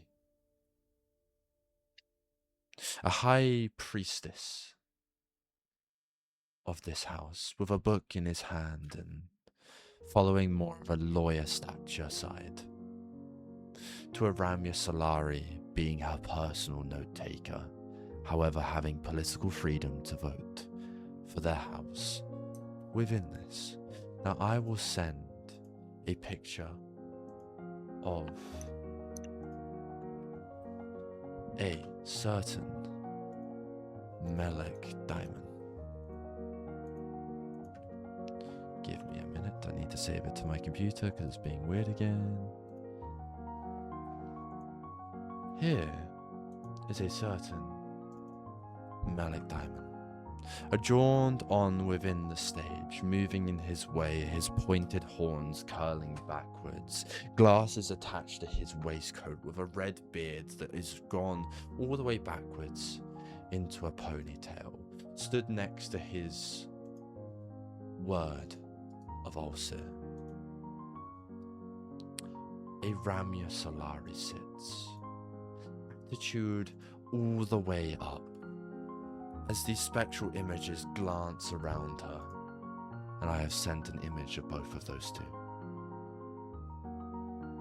That is what Ramya looks like, and that is what Melek looks like. The two house leaders that you are most commonly aware of.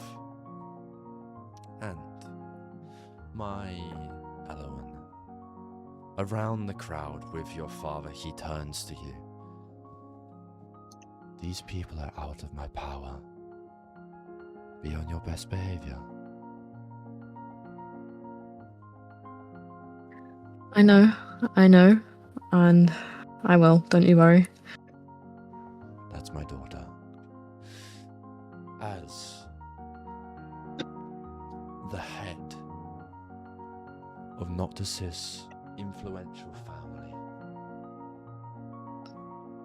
gathers herself with the Justicars, slowly making her way up towards the stage, I will send a photo of what she looks like. Now I know there's going to be a smash message in this one from a certain Jazmin, and I honestly think I would have to agree. Yeah. Yeah, Yeah. I knew it. Yeah. I would like to, as she walks up onto the stage with the Justicars, telling them to bow down. Well, thank you for being so kind and so monumental, Gibran. In the way of taking me here, I truly give you the way of House Noctis. Chalisa, I'm calling you that from now on because it's funnier. Okay. No, I'm just joking. It's actually closer, so At the top of the Bloodvine Tavern, seeing an Esamir Black for the first time, what's our first reaction? I'm getting ready to draw my bow, and I just follow him. Or I stand myself so I get to as good of a point as possible, where I'm also hidden from people that might want to see me. I pull up my hood so they can't really see me and try to blend in with the roof tiles. And then I ready my bow and just kind of follow where he goes. Not moving anywhere, sat down, contempt in his way. You knew this man for all of the horrendous things he's done. The way he abused children, the way he was a drunkard, did not care how many names it took him to get what he achieved. He did. And he manipulated and groomed his way to get people to do what he needed them to do. My succubus. Around this crowd, the head of the ancestral ways that you know of stands on that stage, used like a servant. What is your reaction to the situation? I believe Nova would be fairly neutral. As much as she's worked for these people, she's never really hid how she got money to survive. And my Azurborn. Hidden amongst the crowd.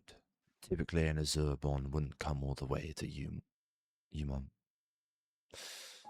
However, many more of your kind stand here from Kaldormok, basking and trying to see if they can get Ramia's attention. The leader of the Bright Singers, the horrible triplets free, adjourned by her side. No one is making a move in this. What is my Azurborn thinking during this situation?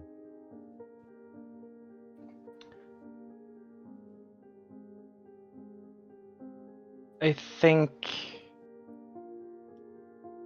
I'm trying to reconcile everything that happens currently with everything that has happened, or that I know of the Bright Singers. Looking through my journal, trying to figure out myself what I should be feeling right now. As the High Council member, the High Seat, Ivana Noctis, sits in her seat. Scanning the surveillance, the Justicars, you hear one of them shout, "Silence!" as everyone in the crowd drops. Where this was a party, this was a way of having fun. Seeing the man that committed so many war crimes, we have been told, is now sat there, contempt, in her way. As she stands up finally, moving on around. Hello.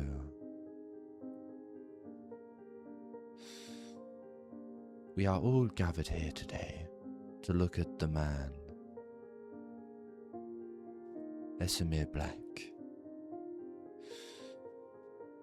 He is here to have one fate, and one fate only.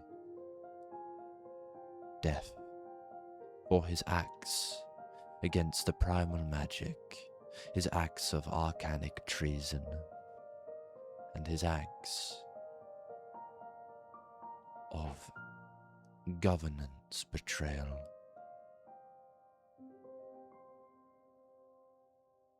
His crimes, as House Diamond comes over and gives her this book to read from, are listed as those, and more. As they grab this scroll and drop it down, it until it hits the floor of the execution platform. Murder, grand larceny, treason, stealing, slavery indacting, and many, many more, my dear crowd. The High Seat of Noctis charges Esamir Black to death. This man will no longer breathe from today, and all council members are here present. Now, Esamir, as she goes over to him, do you have any final words?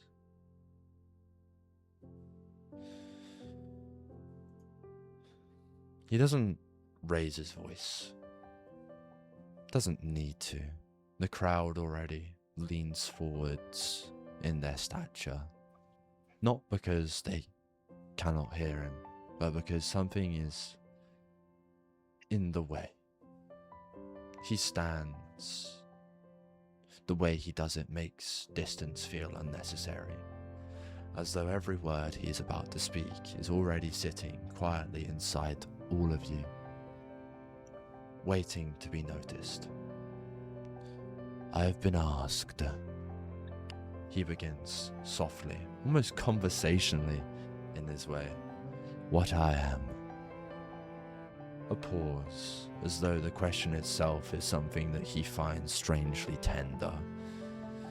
And I think most of us are not what we believe ourselves to be. We are simply what we have been shaped into by everything we refuse to question. His gaze almost scans and drifts across the crowd, not searching for judgment, but recognition.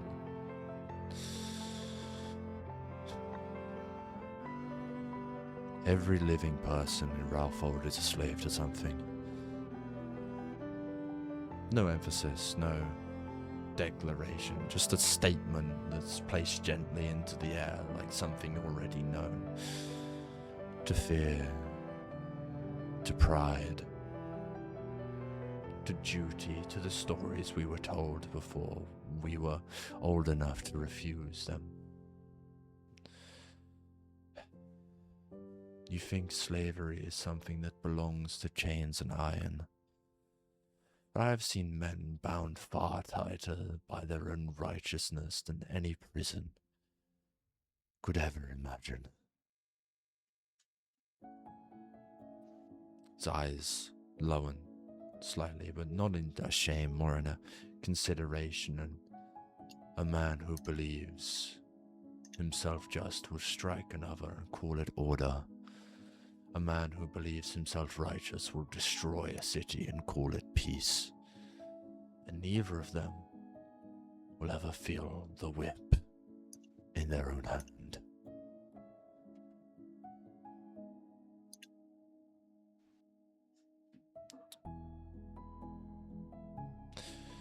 I do not say this to accuse you. I say it because I once believed I was different. I thought if I could see further than others, I would be free of it. But seeing further only shows you how far the chains can reach. His gaze lifts towards the Elder Wood, then above it, towards something older than the crowd, older than the houses, and older than even himself. I wanted to believe there was something pure because of all of this. I wanted to believe there was a place where death meant what we say it means, where endings were honest, where loss was clean. I no longer think that world is capable of being that simple. His voice changes, not louder, but heavier, like something underneath it has finally surfaced in a way, and you would call me a thief. And perhaps I am. Call me a criminal. Perhaps I am that too. But I did not come here to take from you. I came here because I could no longer pretend that what we call order is something not built on something we refuse to look at too closely. If there is anger in you, I understand it. If there is grief, I understand that too. He looks up towards the ground, spotting a bow being drawn.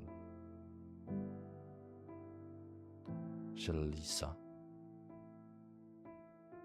my ranger, you hear, as no words come from this man's mouth, a message.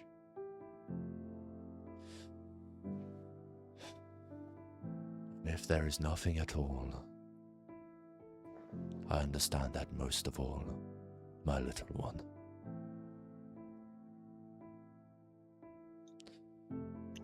I'm sorry to hear of what happened to your family. It was not me. I can assure you of that.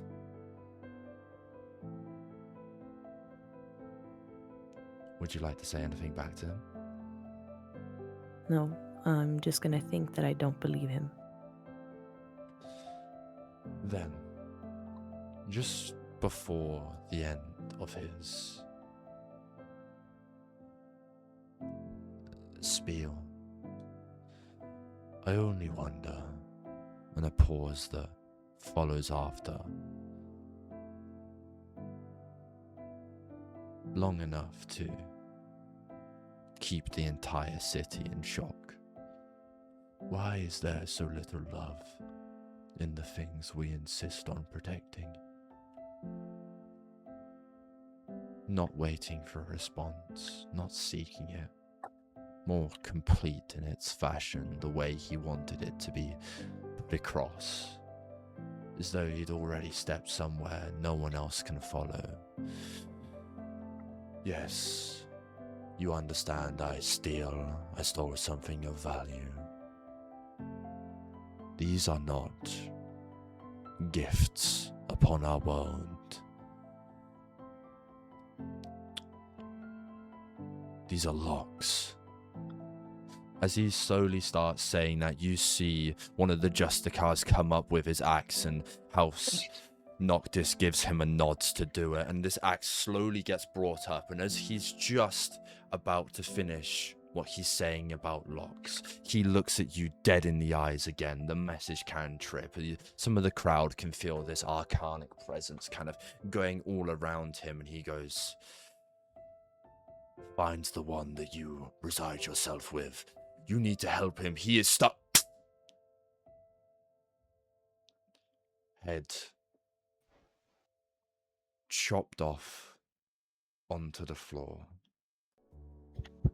rolling, blood spilling all across it. House Noctis finally stands up fully. "Thank you, Justicars. The crimes of Esamir Black that have been committed will be repaid. I can make sure Raofold of that. No worries to those who were affected. We will spend our hard work and time afflicting those who were and making sure they do get the righteousness that they deserve." One of the clerics that were all around this to help his soul pass on to the next place stand up. About 30 seconds pass, long enough for a relief, and my wizard in the crowd, you are one of the Arcana, as well as my warlock. You would understand when something is going wrong. One of these clerics goes pale in the face, and then another begins arguing with him, and he starts stuttering in his words and goes, Mom, I tried to use my magic," and as she goes towards Ramya Solari, her hands drop. "Spit it out, child." His soul didn't pass." "What do you mean his soul didn't pass?" "Talking to my other cleric, and then she kind of turns towards the other. "His soul didn't pass." And the other cleric goes over and touches Esamir's body and see if there's an essence there, and his face drops. From an arcanic background, ever since the gods have been here, there's been trouble passing souls over, but they've still managed to go. And this is the first one. The energy that resides within someone shouldn't be able to be destroyed, but being able to feel an arcanic presence of nothingness. Esamir knew something about passing that not many others did. There is no soul that resides within that body. It is gone. Mom, His soul isn't there, and the Bright Singer immediately stands up and walks towards it. You see this light reside around this whole body before completely fading out.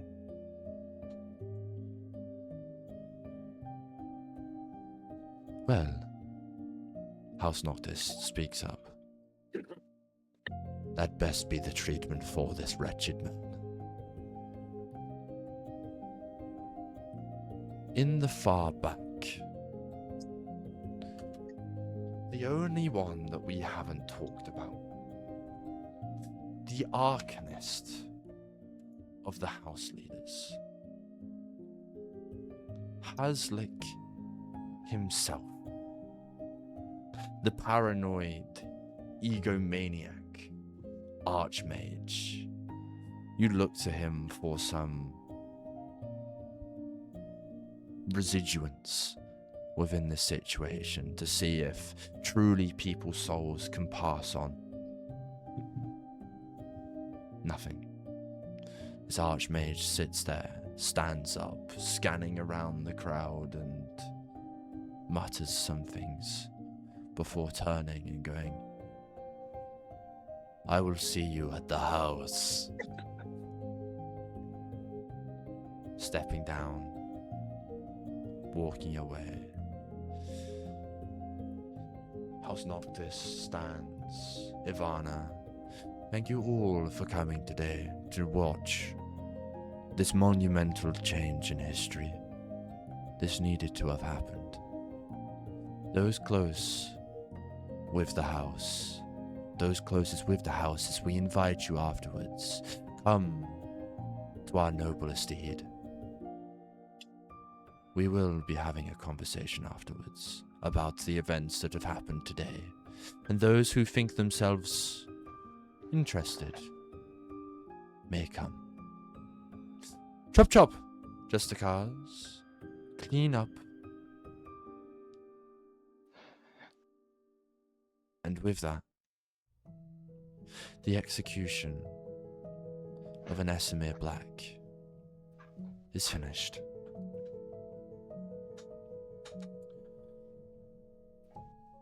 My succubus, would you say you're obvious in the crowd? Obvious, but not in the way you might think. Her usual disguise is ironically more angelic. She has like a small pair of like feathery wings that replace her usual demonic ones, and a feathery tail instead of a scaly one. I would say with that, noticing a resemblance quite familiar to his own, Maya Zurborn sees this amongst the crowd. A figure that stands out more than others in the way of resemblance, not look at me-esque, but more there's something going on. With that, what would Maya Zurborn like to do? Mind racing from the events that just happened. Kind of desperate to get the answers he seeks. What happened? What does he not know? He approaches the person that looks not the calmest, perhaps, but maybe the most reasonable, maybe the least frantic. Stand out is in a way that is calming. What do you say? Approaches slowly and just outright asks, without introducing himself, what do you think of what just happened here?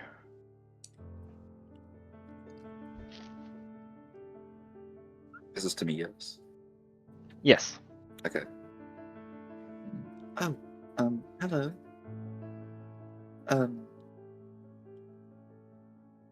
I,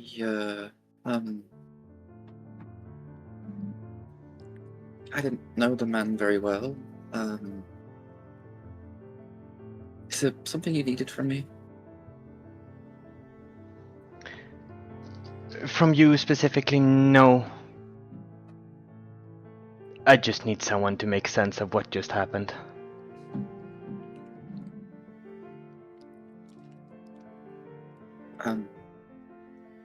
Is there something you're confused about?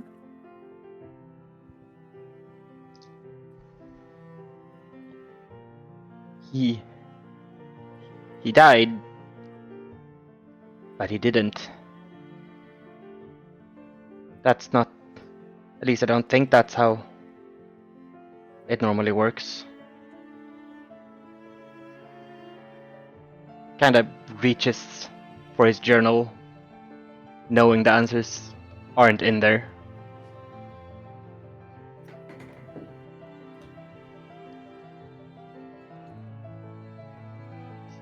I suppose you're right, yes.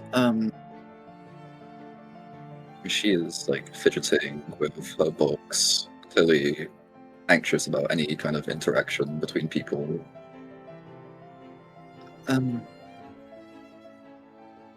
I heard from my lifetime that some people sell their soul. I'm not sure if that's a part of it.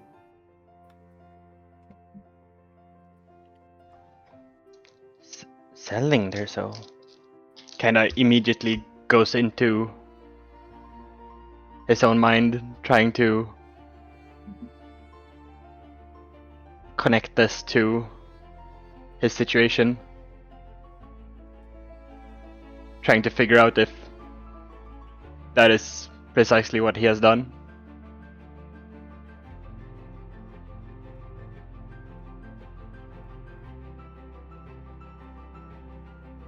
Doesn't really say much more.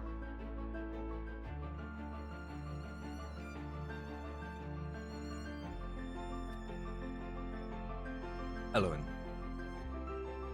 after the execution is done, walking down the steps, following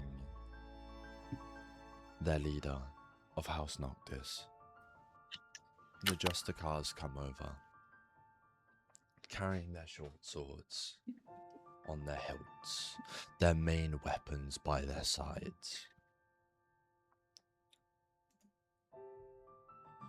A deep breath in as they look towards you. A druid city. Why would you protect here?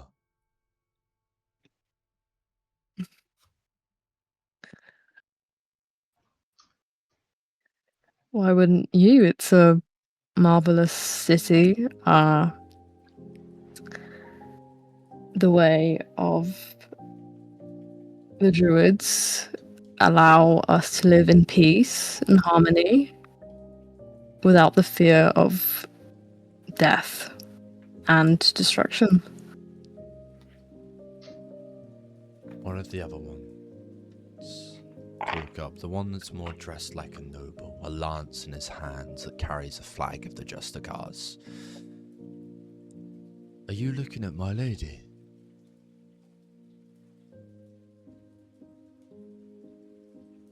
No, I would never.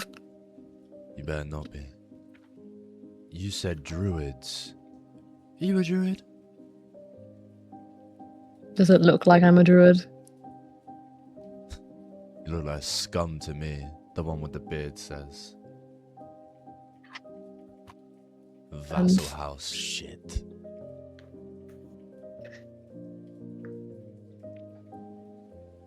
Don't want to have to do your job for you. As he kind of spits at you. Look up on your fucking roofs. Staring up at a roof, you see a little hooded figure with a bow and arrow. She shoots that, my lady. Your head's touching the floor.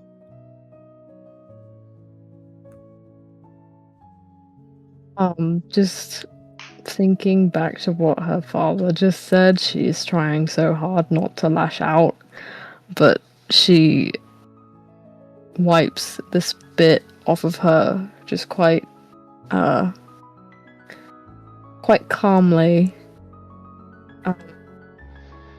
Just saying,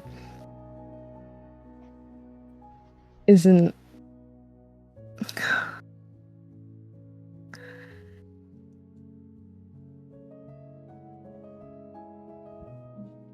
that something you have to go and deal with?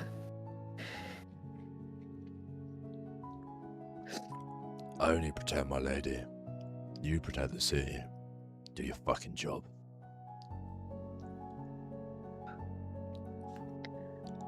Well, by the looks of things, she's not even doing anything, so... You insult my lady, the more posh one says. And what if I am? He takes out the lance from his side, slams it on the floor, and as soon as you said it, your father pulls you back, dragging the scruff of your hair, yanking you backwards. We're meant to be pleasant today. You start a fight, they will kill you. Unfortunately, some...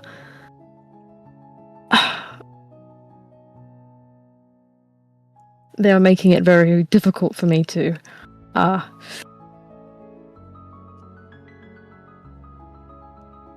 Where are you looking currently while saying this? Are you looking him in the eyes? I don't think she is, she's pretending not to worry about the ranger on the roof, but that's actually just her full attention at the moment. Your father puts his hand on the side of your cheek, moving your face towards the ranger, holding both sides of your head. Go deal with that. Bring her to the Drees Manor. Bring anyone else you find interesting. Get ready. We have a ball to go to.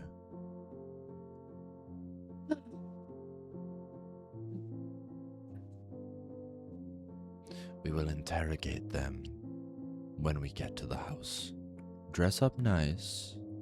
Ignore the Justicars. I will deal with them. Let Papa take the heat. Worry about protecting us. And he kind of hits you in the back a little, shoving you forward. Go do it. I just brush off the shove. I'm sorry I acted out of order. It won't happen again. As I'm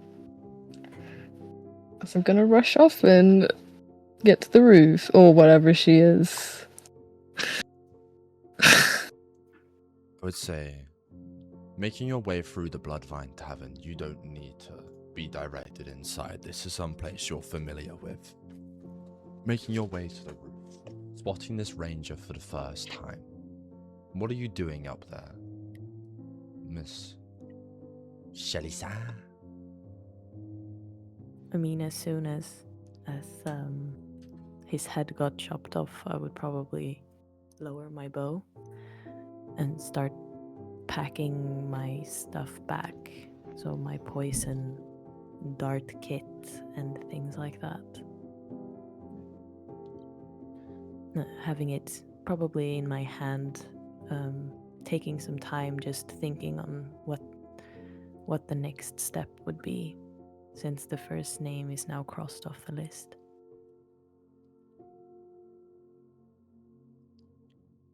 Elowen, having captured Esamir Black, a ranger stands on a roof with a poison kit to the side.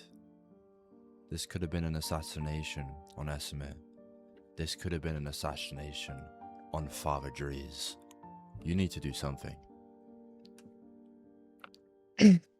I just stand up proudly, sort of clear my throat to announce my presence. You do know how bad this looks for you, right? In what way? We just beheld the execution of a tyrant, and you're here on a rooftop about to shoot God knows who. I was just here to make sure that he would die. And how do I not Everything- know? How do I not know you were going to shoot anyone else? Does it look like I'm trying to shoot anyone else right now? Well, no, but still. I lowered my bow as soon as his head fell.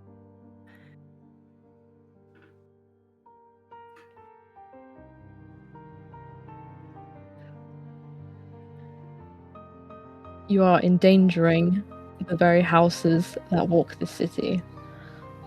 I cannot let you do that. So what, you're gonna take my bow, or... No, I'm going to take you and bring you to... I completely forgot where I needed to go. The manor, House Drees. The manor, yeah. And we will be taking you to House Drees.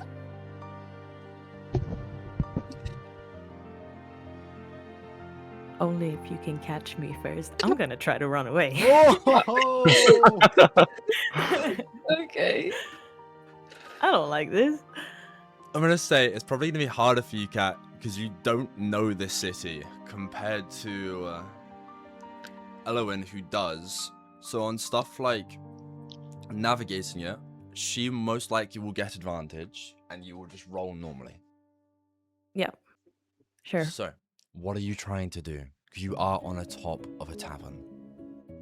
I'm gonna try to jump to another roof. From what I know, I should probably be lighter and more agile. Yeah. Make me an athletics check. An athletics check. Why is an athletics check fucking strength? Why not acrobatics? I'm trying to jump here. You can make me both if you'd like.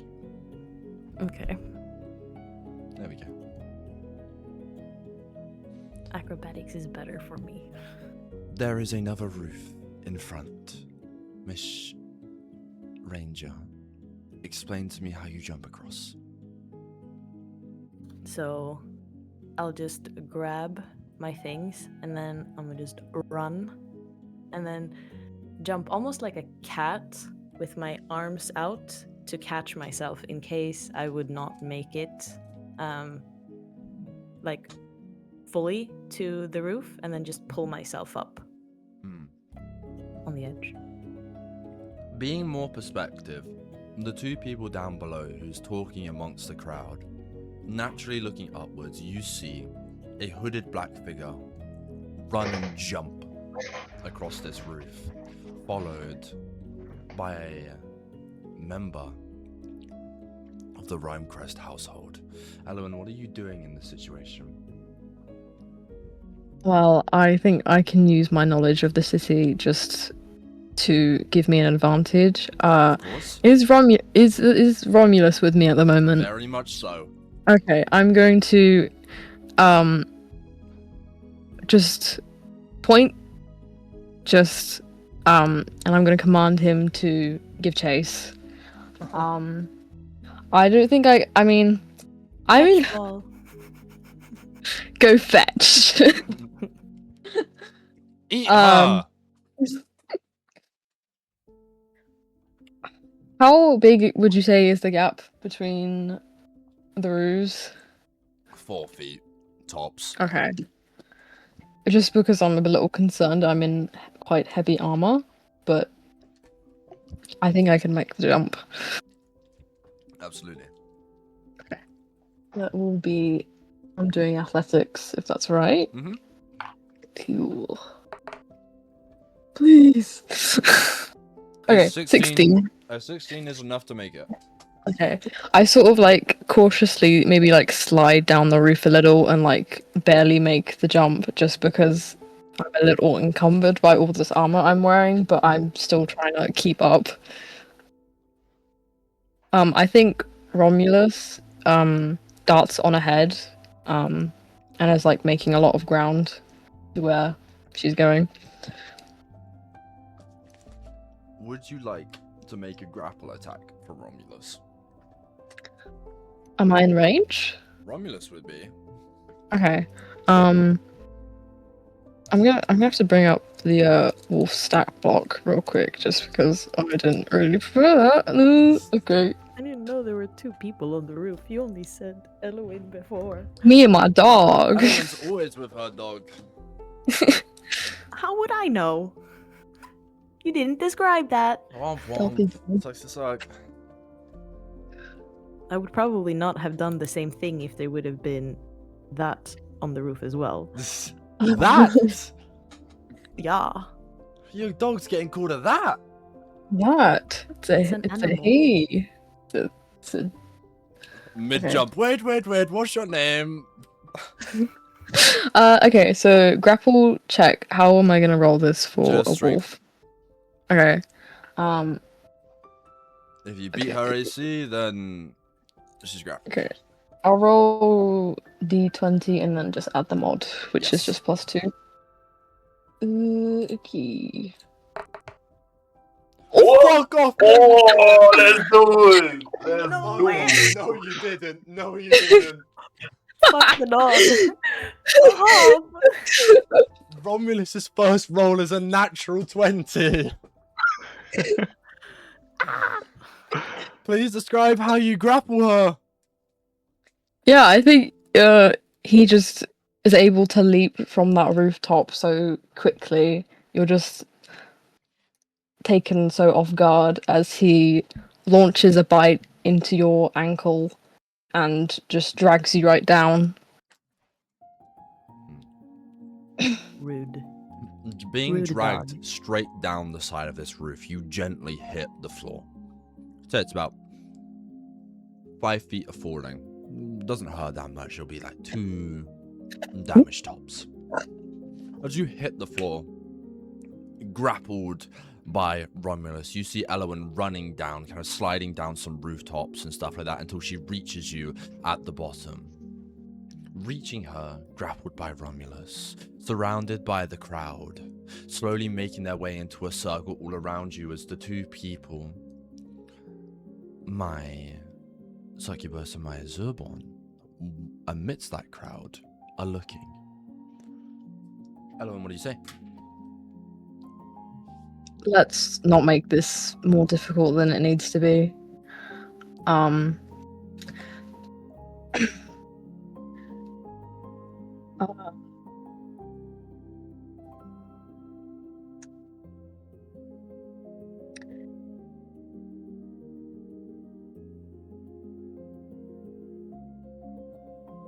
She's thinking. I'm just thinking, because I don't have, like, things to bind you with, so, like, who says you can just run away again? Right, Elowen, Romulus. Oh, okay. I've got rope in my bag, would that work fine? Absolutely it would. Yeah, I will. While she's on the ground, I'll tie her up by the arms with the rope I've got. I'm And- not really gonna struggle. I'm gonna be very complacent, just kind of like deadpan face, just kind of like. I think Elowen's just like very smug in this moment, like, yes, I've caught her. Hell yes, But, I caught her. Seeing that you're very smug, I'm just gonna leave the comment with, you know, there's more of us, right? And you just I- wasted time on me. Look, I will deal with them. You are the priority at the moment. Sure, your call. I command Romulus to ungrapple you, and I give him a little pet as a well done. I'm But gonna yeah. stare daggers at him, just like rude. I'm like mentally doing this to him. Okay, and with that, I've got you grabbed by the cuffs with the rope, and I'm like ushering you away, like I've just arrested you. Watching this arrest happen, what are the rest of you doing? Where's my buddy? He's dead. Where's Kdsln? He hasn't arrived yet.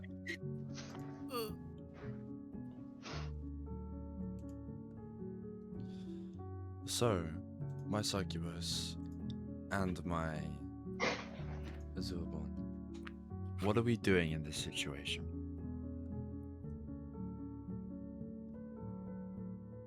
This happens directly after our short conversation, right?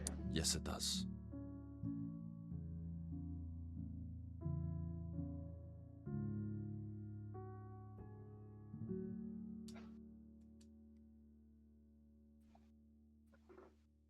I think I react visibly in confusion, a little bit of fear, kind of wondering why there is more upset now after the execution is over. Not really knowing what is happening. I also don't really know if what is happening is right.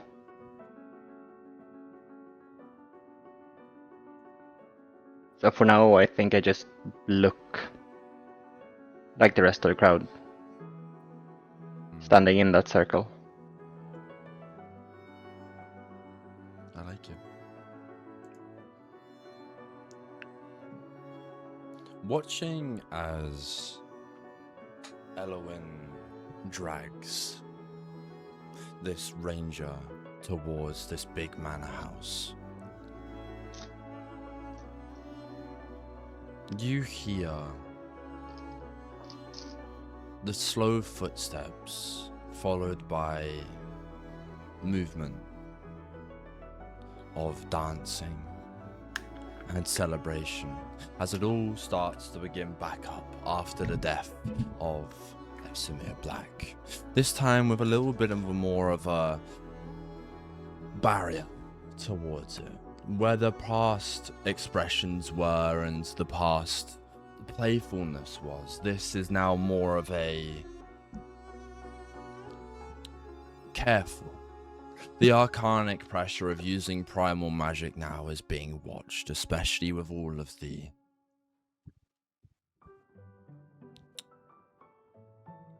powerhouses and groups within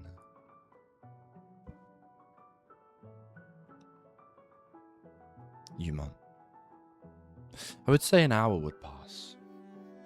Within this hour, many people split up, many people would go to explore Umont. However, a certain Elowen is dragging a prisoner towards the manor house.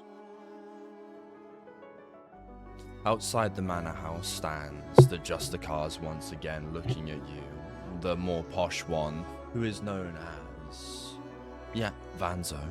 Kind of gives you a smug look with his lance and goes, "Finally got him, did you?" Yes, and it's a her, not a he. Well, I'm kind of just like, yeah, right, exactly. In the back. Get owned. I don't really care. All I care is that you're doing your job correctly. Yeah, whatever. I just like walk past them, don't really care. That awful fucking mutt as well. Ugh. As you walk past and open the door, to the Dries estate, your father standing right next to you once again with General Linden in this house. A massive sound starts to play. One of people chatting and one of a ball, in a way, and they look towards you and go, well, Elowen, this is a ball. I understand that the circumstances are a bit weird. Yes, I know it's what the House Noctis wanted. We've prepared a little room for you to have an interrogation with her. We'll come with you. Just best make it quick, because the council wanted to see this, and they also wanted the ball to go on at the same time. Oh, right. This is a little weird circumstances, but yeah, I'll see it done. Making your way towards this room. Downwards of a hallway, people dancing in masquerade masks and everything like that. They're clinking glasses and everything, shouting and screaming about the death of Esamir Black. And you can tell by the behavior of these people that these are sort of high nobles. They're not really commoners. These are people that are more concretized in their way. These are people who have riches. These are people who are full of themselves, and just by the attitude, it's where the Justicars would fit well in. Making your way down the hallways, past these countless peoples, you can see some horns coming off them, feathers off others, as many people, despite races, have come here to party about the death of an Esamir Black.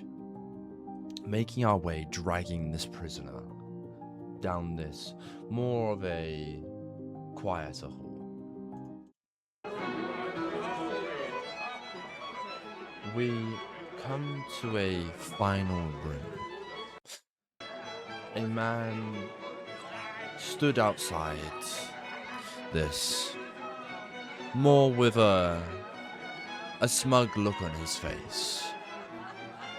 Red in the skin, horns are drawn to his sides, curling around his temple. This is a member of House Diamond.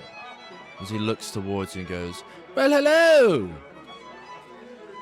And I understand you brought someone for us. Yes, I believe she had intended to intervene some way in the execution. Well, that's lovely. However, do be careful stepping in what you're currently stepping in, as you look down and it's this dried up blood on towards the floor. Some fresh ones slowly pooling out of the door, a liquidized crimson coming from out of the doorway, and says, we've currently got someone in there who's also interfered with the execution, one would say. And he kind of goes, champagne? As one man comes past with a tray full of them. No, I'm quite alright, thank you. Well, are you familiar with the lady inside? Her tactics are quite presidential. Do I know? You do not.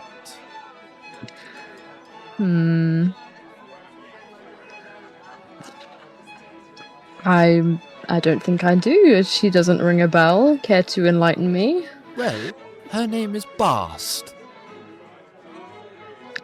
Is that short for something, or just... Well, yes, Pool Drip Bast. Wow, that is a name, alright. I'm surprised you haven't heard of her. Me too. She sounds quite ferocious. Well, yes, very great at torturing people, very good at getting information out of them, and that, God, she hates the Ebon Syndicate. uh, well, I hope she doesn't take too long. Well, I assume she won't. You feel free to go in anyway. Have a look if she's down. Oh, sure. Why not? And I am going to change the music.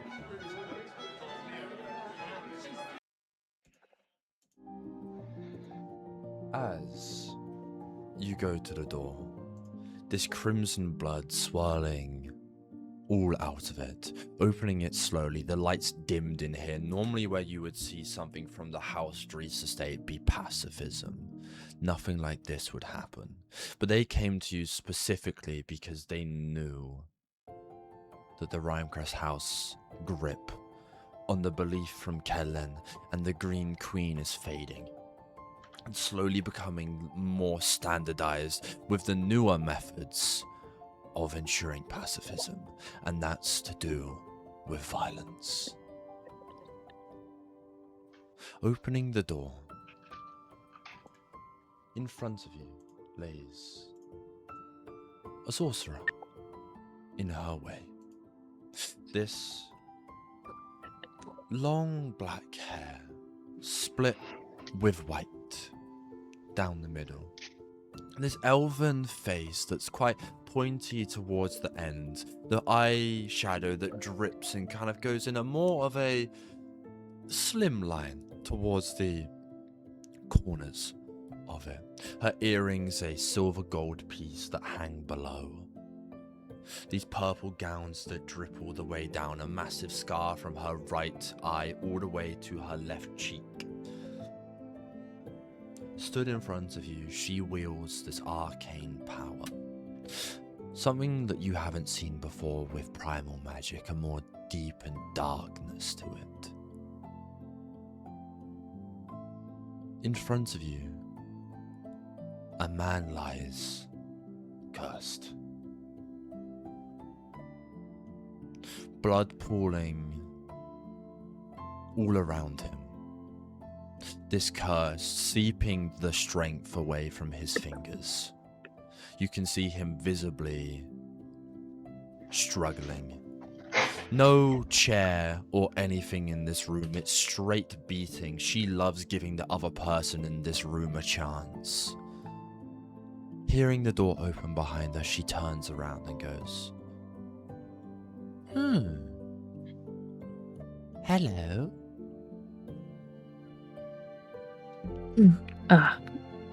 Hello. I hope I'm not disturbing you. Well, you are. However, have you brought another one for me? Yeah, I believe so. She looks up and down, noticing the kind of crest on your armor. Rhymecrest Household. Vassal House of House Trees. You do understand what's going on, don't you? Yes, very much so. You take me for an idiot? No. But I do take you for a tattletale. You tell Father Trees, we could be in some trouble. I can assure you that won't be happening. Good. You can take my father's word for it. Your father is a wonderful man. What do you think of this one on the floor? I know he's choking on his own blood and honestly not in a great strength. I've put a curse that saps his strength away. You see, me and him have some history, we do. But he told me he was part of a group to do with Esamir and making sure he was dead, and I was thinking, what impudence, thinking that we can't do the job and that these low-life scum could do it for us. They insult our nobility. Rhymecrest, what do you think of that? Well said. Whatever crimes this man have committed, The punishment he is taking is well deserved. Correctly said. What's this one's name that you've brought to me, and why is she here? I sort of like nudge Chalisa to talk.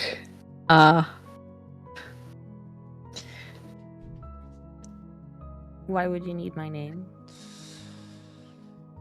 Well, this one, before he has become,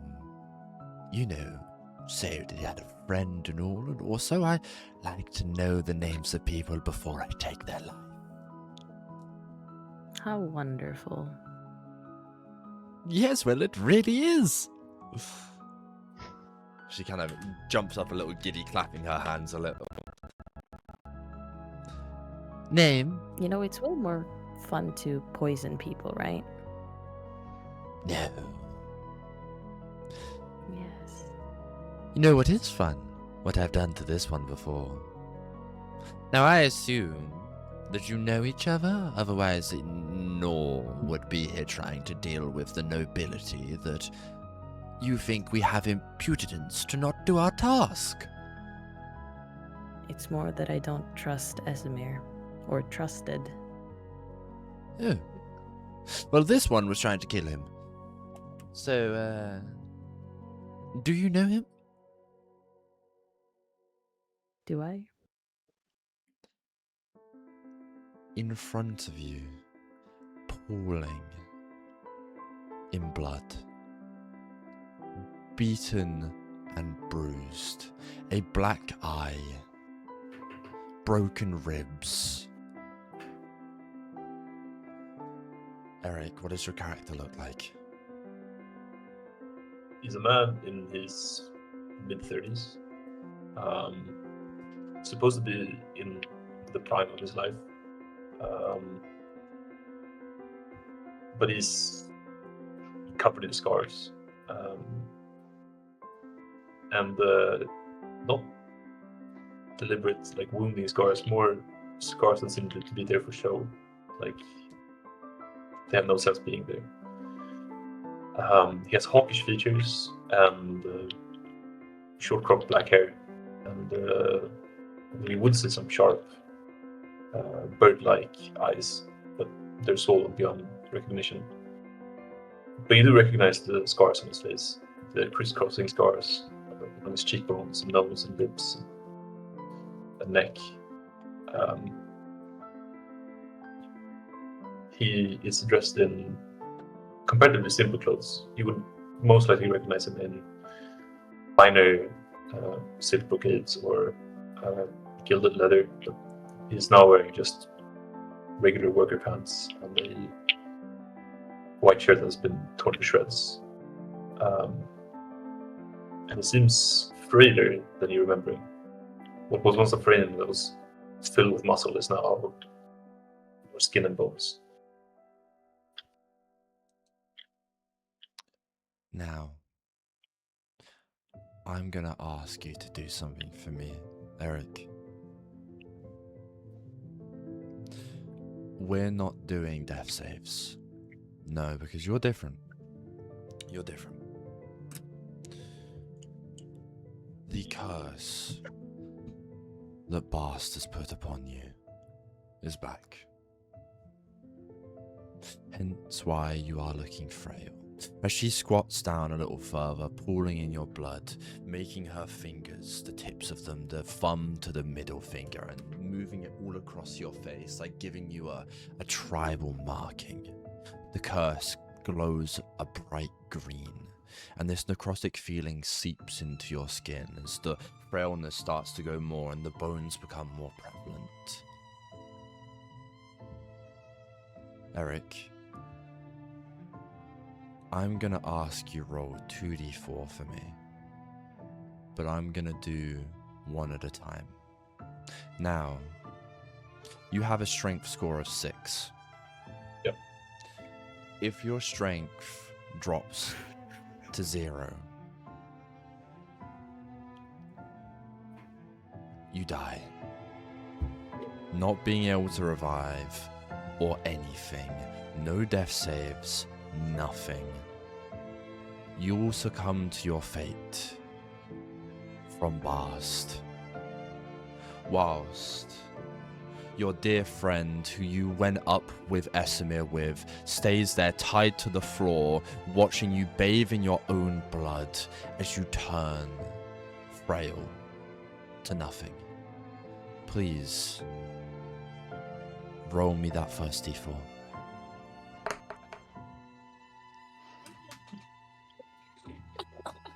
Fuck off. Am I gonna die before I even say anything? Fuck. Can I cure wounds him, please? I don't think you was gonna help me here, dog. Nah, I don't think so. It's a curse, you know. As this curse exemplifies, getting frailer and frailer in front of you. Your best friend, since you've known for ages, came solo on a mission to see if he could find Esamir by himself. Get rid of the thing and leave you with the pain of not knowing what happened to your parents. Maybe Esamir did it. Maybe he didn't. Ignorance is bliss in his eyes. Now, Erik, as you lose your strength, I'm going to give you a chance, and I'm bringing in a new home rule.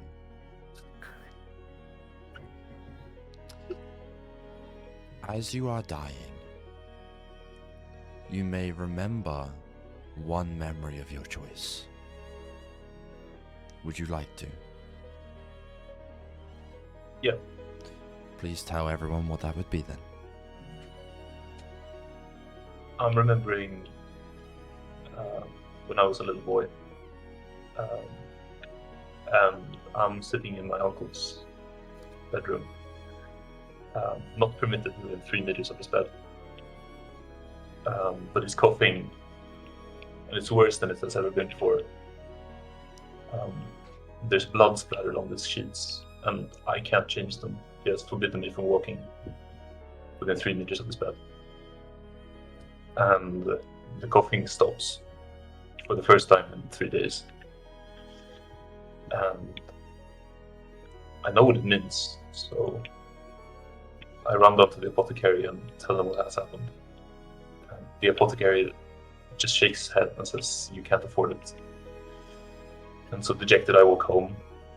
I roll up my uncle in his sheets, and I try to drag him down to the river where I can at least get rid of his body. And I remember just having rolled that body into the river, and a hand is placed on my shoulder. And it says, "Don't worry, son. It's going to be better." And the stranger that I turn out to see is Esamir, who I haven't met before in my life, but he fills me with hope and the feeling of being seen. And for the first time since my parents left, and I feel like I have a place to be. And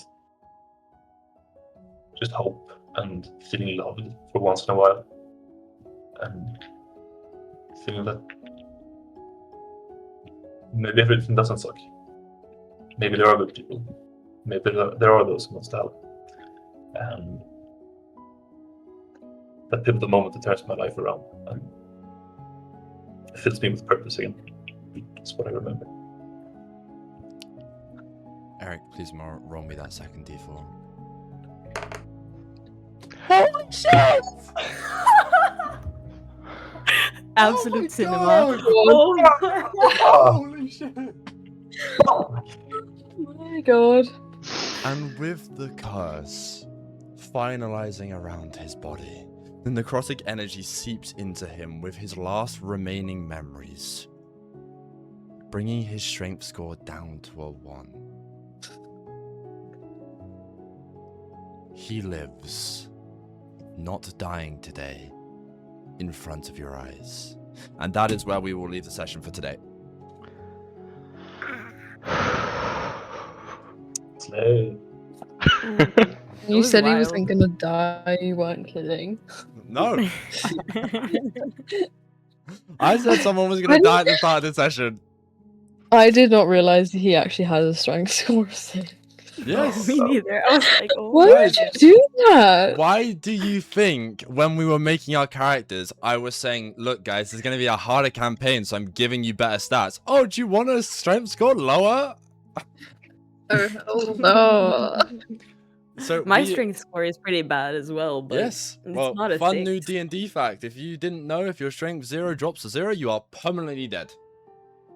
Is that just strength in general, not just like any other stat? Just strength. No, it's like constitution as well. Constitution as well. Okay. I think it's all of them. All of them. good Yeah, in I don't know about the other Because ones. having Either 0 of them. intelligence will definitely kill you. But with that, we will end today's session. I hope you all had fun. Session 1 is always a very cinematic one, so apologies if you weren't included that much or something like that. You will be next one, I promise. Session 1 is always just a long Evan monologue, and then when we actually get into further sessions, it's more you guys and less me. Nice. Awesome. Well, I want On- someone to hit me. on that note, everyone say bye-bye, and I'll see you next week. Bye. Bye.